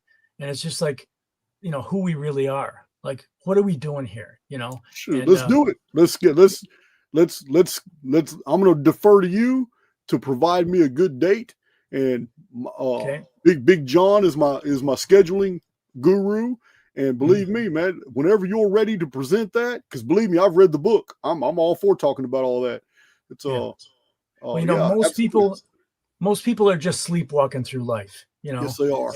and it just astounds me how people cannot want to know really who the heck they are and where are we coming from, where are we going, all that kind of stuff. Yep. And I've had some experiences and some other things which have helped me, and I've read some things, and I just feel that if we got together and did a show based on your knowledge and what you've accomplished with creating the self-help material that you've done, really want to create some kind of a presentation that just can transform people, wake people the hell up. You know, it's just something that it amazes me that people just don't understand or don't even want to understand. But then when you get a taste of what's really going on, all of a sudden everything can change. And so Absolutely. so that's what we want to do is light a fire under some people or remind people of who the heck they are and what they're doing here. And there's tremendous power in that. Shoot, we're going to put it on the schedule then. Absolutely. Yeah, I would love to do it. I mean, and then my book, Triumph of the Human Spirit, it's the only book that I've published, which we've got, copies in the warehouse. They're not available through print on demand or anything like that. So let me go see it. Keep on talking. I'm going to go get it. Okay. So Triumph of the Human Spirit was my first book in 1999. Took me 4 years to write it. And it's basically talking about people throughout history that changed everything simply because they had an idea. And a lot of people out there have ideas of what they would like to do in life. And if they can, they want to be able to change their life for the better. But in Triumph of the Human Spirit, that's people who change the entire course of history. And it has to do with finding a passion within yourself that really makes it so that you are empowered. And in that book, I like to offer it to people for $12. And get in touch with the book tree, 1-800-700-8733, 1-800-700-TREE. Just give us a call. We'll be glad to give you a copy for $12. Can't get it online that much. We sell a few random copies on Amazon, but there you'll find about 4 pages in there through all the different teachings throughout world history from all the different cultures. You'll find quotes showing that what you really are and who you really are is kind of like a divine spark. You've got a light within you. There's one small part of you that's not from here. It's not it's not from the physical. It's from somewhere else. And that's where your true power lies. And in all of these different ancient cultures, we've got quotes from, the Mahabharata, from Buddhism, from all the different ancient religions, showing that you are, in fact, a being of light. And that being of light, once you're done here, goes somewhere else. And as Jason has said, it inhabits an avatar. And different quotes throughout that book provides proof to what you really are, that you are in fact a being of light. So it's I think that that book would be something that, because I spent so much time writing it, it's something that sort of could be considered a life's work in a certain sense. But and also there's different people that change the course of history by just acting upon what their passions are. For instance, like Joan of Arc. I mean, just some 14-year-old peasant girl, and she changes the entire course of the country of France simply because she had this passion in her heart, and she went ahead and just nothing was going to stop her. And so I think that the techniques that one finds in Awaken the Immortal Within has been used throughout history because people have got that spark within themselves. And if you use it correctly, there's no physical laws that are going to stop you if you are able to activate that spirit within you. And so let me grab something here. Yeah, I always say that we're traveling light, just passing through. Exactly. Yeah, just traveling light, dumping off those bricks metaphorically. Pray for a stronger back, not a lighter load, they say. Yep. Yeah. Like Giordano Bruno, who was burned at the stake, he once said, "The divine light is always in man, presenting itself to the senses and to the comprehension, but man rejects it." Yes, sir. And so people just don't, they're just so captivated and so hypnotized by the physical world that they don't understand that within themselves is the entire key. Yes, sir. And, even Jesus has, he taught in parables. And, in the Gospel of Thomas, Jesus is, Mary says to Jesus in the Gospel of Thomas, "Whom are your disciples like?" He said, "They are like children who have settled in a field which is not theirs. When the owners of the field come, they will say, 'Let us have back our field.' They will undress it in their presence in order to let them have back their field and give it back to them." This is on page 58 of Triumph of the Human Spirit. And so it's interesting that Jesus would use the word field in here because, the human body, with all the atoms in the human body, it's mostly space. I mean, we are inhabiting a kind of a field. And what's really interesting is that if you substitute the word field to body, then you have Jesus saying, when he's asked, "Whom are your disciples like?" They are like children who have settled in a body which is not theirs. When the owners of the body come, they will say, "Let us have back our body." They will undress in their presence in order to let them have back their body and give it back to them. So, I mean, this is exactly what the avatar is. And Jesus taught in parables. There was always levels. Like if you want to listen to the story of the field, and it's just like, okay, it's cool. It's a physical field, this and that. But there's this deeper meaning. And so I've gathered together stories like that throughout history, where these teachings have been throughout cultures, throughout the entire world and throughout history, that teach that you are in fact from somewhere else. You're not from here. And That's right. This is a place where you do come to grow. I mean, that's why there's just all these millions of souls that show up here, because you have resistance here. You have duality. You have things that you can accomplish and overcome, whereby when you're somewhere in that somewhere else, you don't have that resistance. You're just light in a free-flowing field. Everything's cool. You don't have to worry about, but then you can't change things so much after you leave here. So this is a place to grow. And a lot of people are here and they just want to watch the football game. They just want to, go out drinking or whatever. I mean, this is a place to roll up your sleeves. And if you don't understand what your spirit is about and you're just here for the party, well, you're missing out. So that's why I wrote Triumph of the Human Spirit, because we're not from here. We're here for a reason. And there's teachings throughout all of these different movements throughout history, which give us direction. I mean, real direction. I mean, if you are living your life and you don't have that kind of direction, then something can happen to sort of wake you up and move you in a direction that all of a sudden, man, life's got meaning. All of a sudden you're on a mission, man. And so that's kind of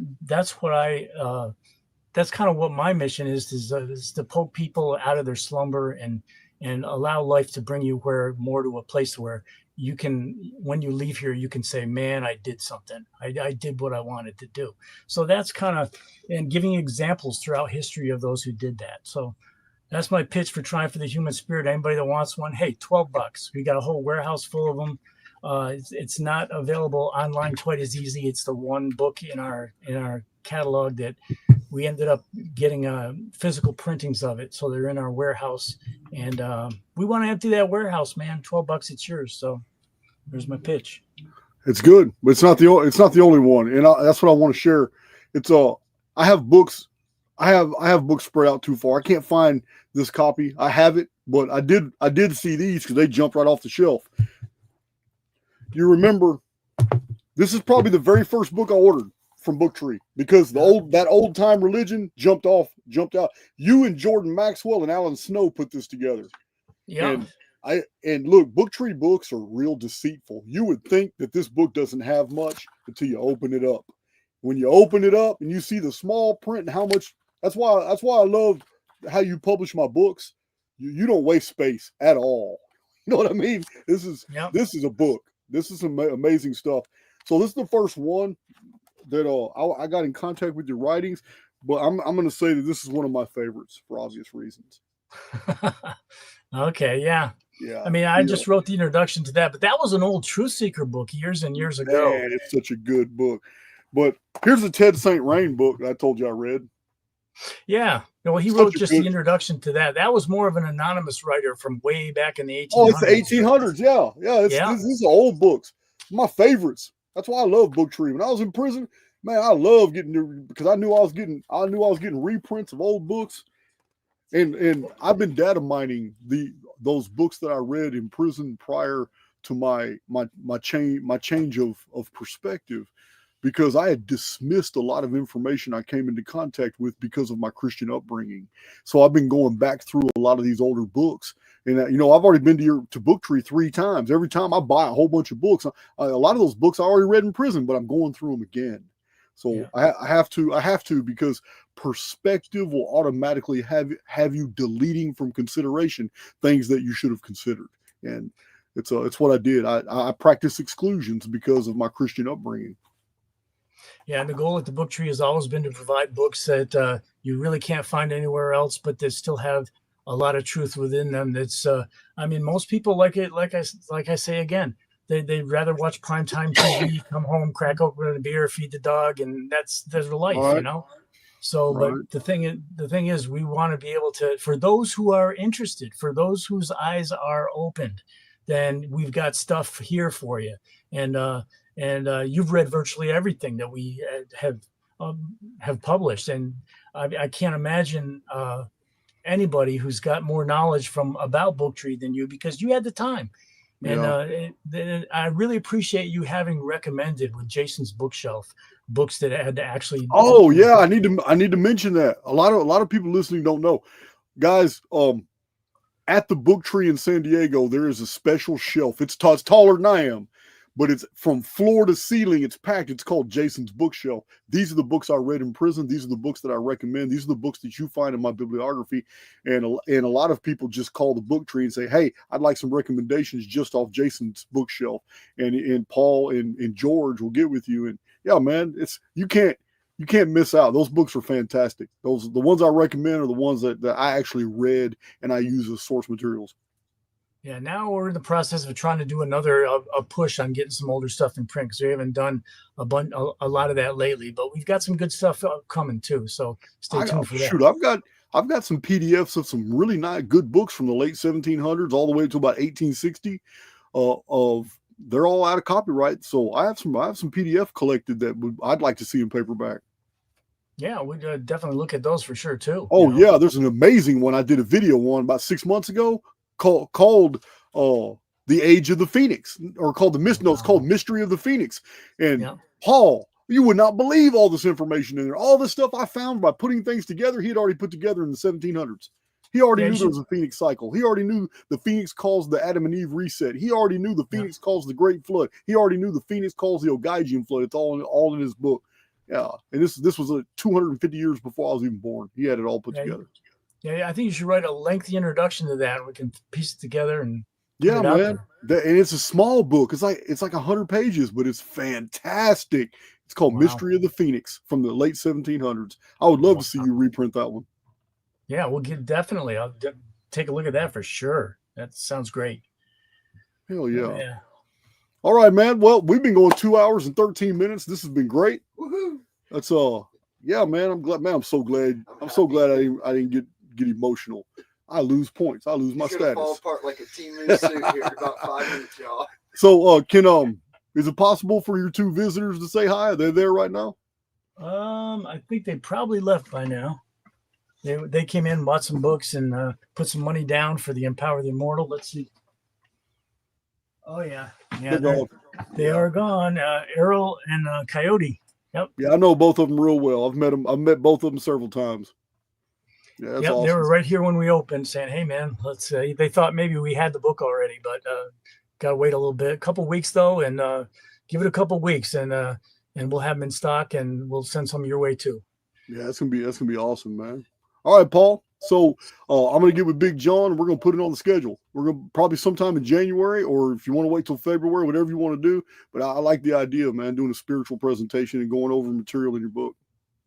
Yeah, that'd be great, because too many people are just lost, and if we put it together in the right way, it's going to just show people, hey, what the hell you've been doing, man? This is where it's at. This is what you're here for, kind of stuff like that, because it's a crazy mixed up world, man. And as long if we can give some people some direction, then they might not have to struggle so much. Who knows?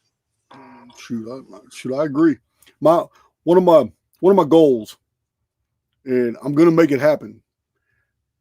I don't know if it's going to happen real soon, but I'm going to make it happen. But one of my goals is to work something out with you in the near future when I'm able. Right now, I'm not financially able, but that doesn't mean I won't be able in the near future. I just don't know. You never know.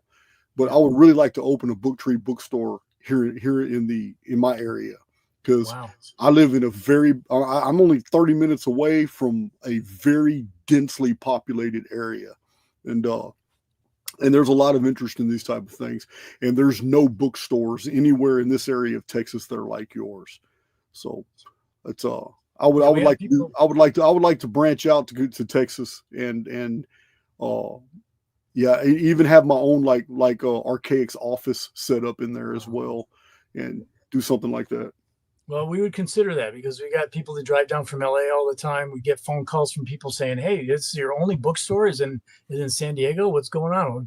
I thought we, maybe had some more open or something. But I've always kept. I'm just putting that in the field, and believe me, I'm putting it in the field, so it's going to happen. I just don't know how, and I'm never gonna dictate to the oversoul how something needs to happen. But the very fact that it's been on my mind and that it would benefit a lot of people, I'm pretty sure it's going to come to fruition. Okay. Well, it's you never know what the future holds. That's for sure. Absolutely. All right, bud. I'm gonna let you go, and this has been great. I just wanted to say how much I appreciate you having me on the show here. I've been, I watch from time to time when I get a chance, and you had some really good people on lately. John Lash, I've especially enjoyed. He's coming back. He and I are going to hear. I just haven't really hammered it out, but John Lamb Lash and I are going to be doing some presentations together. I gotta slow down right now so I can keep up with him, because he's already got his research already outlined. He's already ready to go. Yeah. Yeah.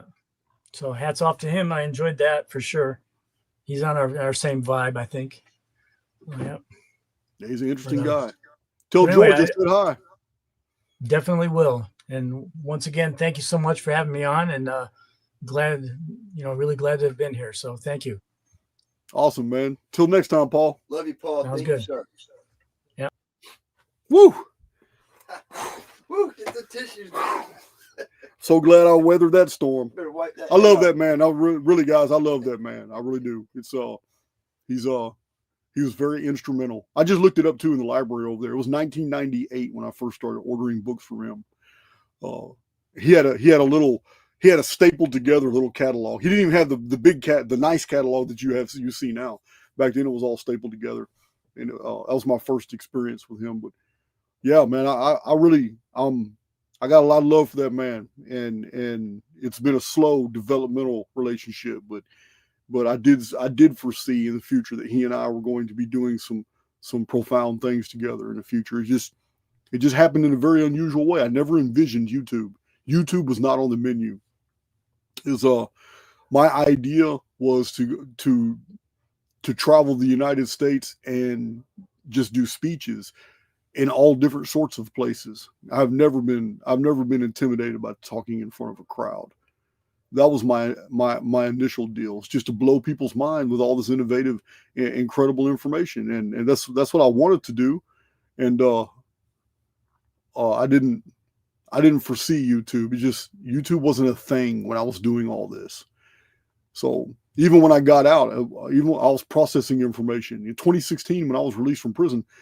That's all I did. I need to say 2017 because I was released in the last 10 days.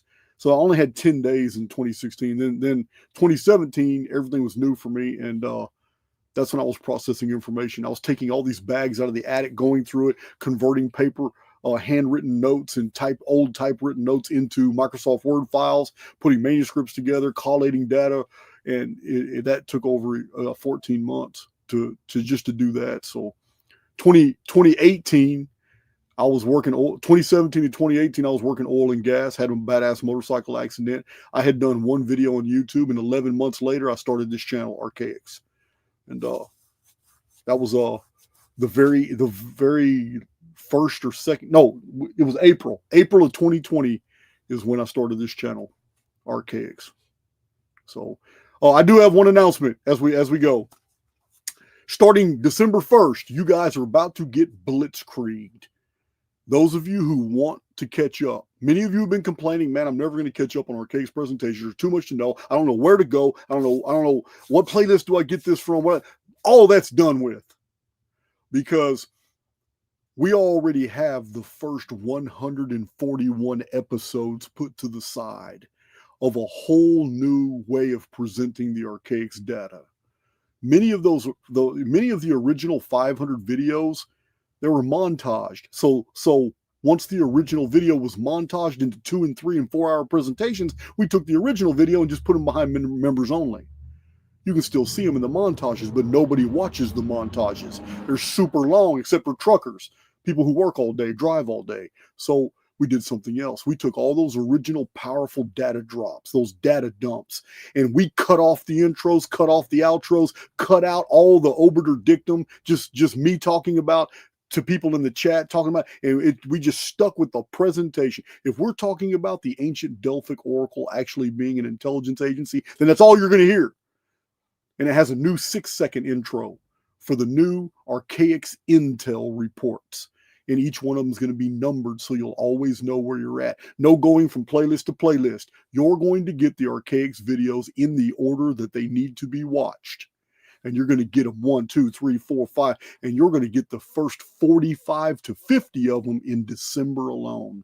Many days we'll be posting 2 videos a day. This is how you catch up on all the research. And it's not going to be near as long as you think, because we're cutting out all the BS. Because many of the things we discussed in the chats, in the Q&As, in me reading questions and stuff, was the temperament of the time. It was newsworthy only in 2020, in 2021, 2022, 2023. It's not newsworthy now. It's not even, a lot of the things we chatted about aren't even relevant anymore. So we're removing it. So you'll always have access to the Archaix videos we got over 1,020 videos now. But this new playlist is straight to the point, nothing but Archaix business, and they'll be numbered. So you'll know if you stop at 37, you know when you want to come back and listen to more presentations, go to that playlist, start at 38, and just keep on listening until you're tired, and then you want to catch up later. Because this is the original Archaix data dumps, and a lot of you have been waiting. You've been asking me to come up with some type of way to bring all this information back up, and this is how we're going to do it. So starting December 1st to January 1st, I promise you're going to get at least 50 Archaix videos. Short, powerful, to the point. Anyway, that's it. I'm done with my presentation. You got anything you want to say, bro? Thank you. I love you guys.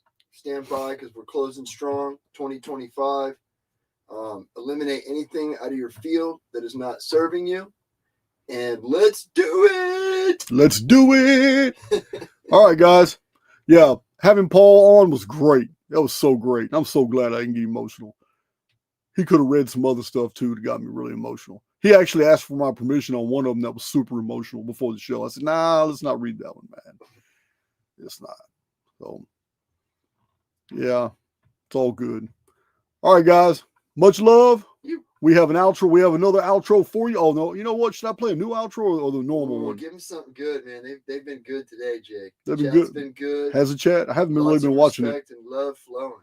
All right. Well, let's So go they to. deserve something special. Okay. Well, let me find. I have my typical outro, but I'm going to go ahead and find them something juicy. What do we got here? Oh, I tell you what, since this show was about me and my imprisonment and about avatars and about Paul Tice and his spirituality, shoot, here we go. Here's a perfect outro that exemplifies what we're talking about. Me through all the different phases of my life. Love you guys.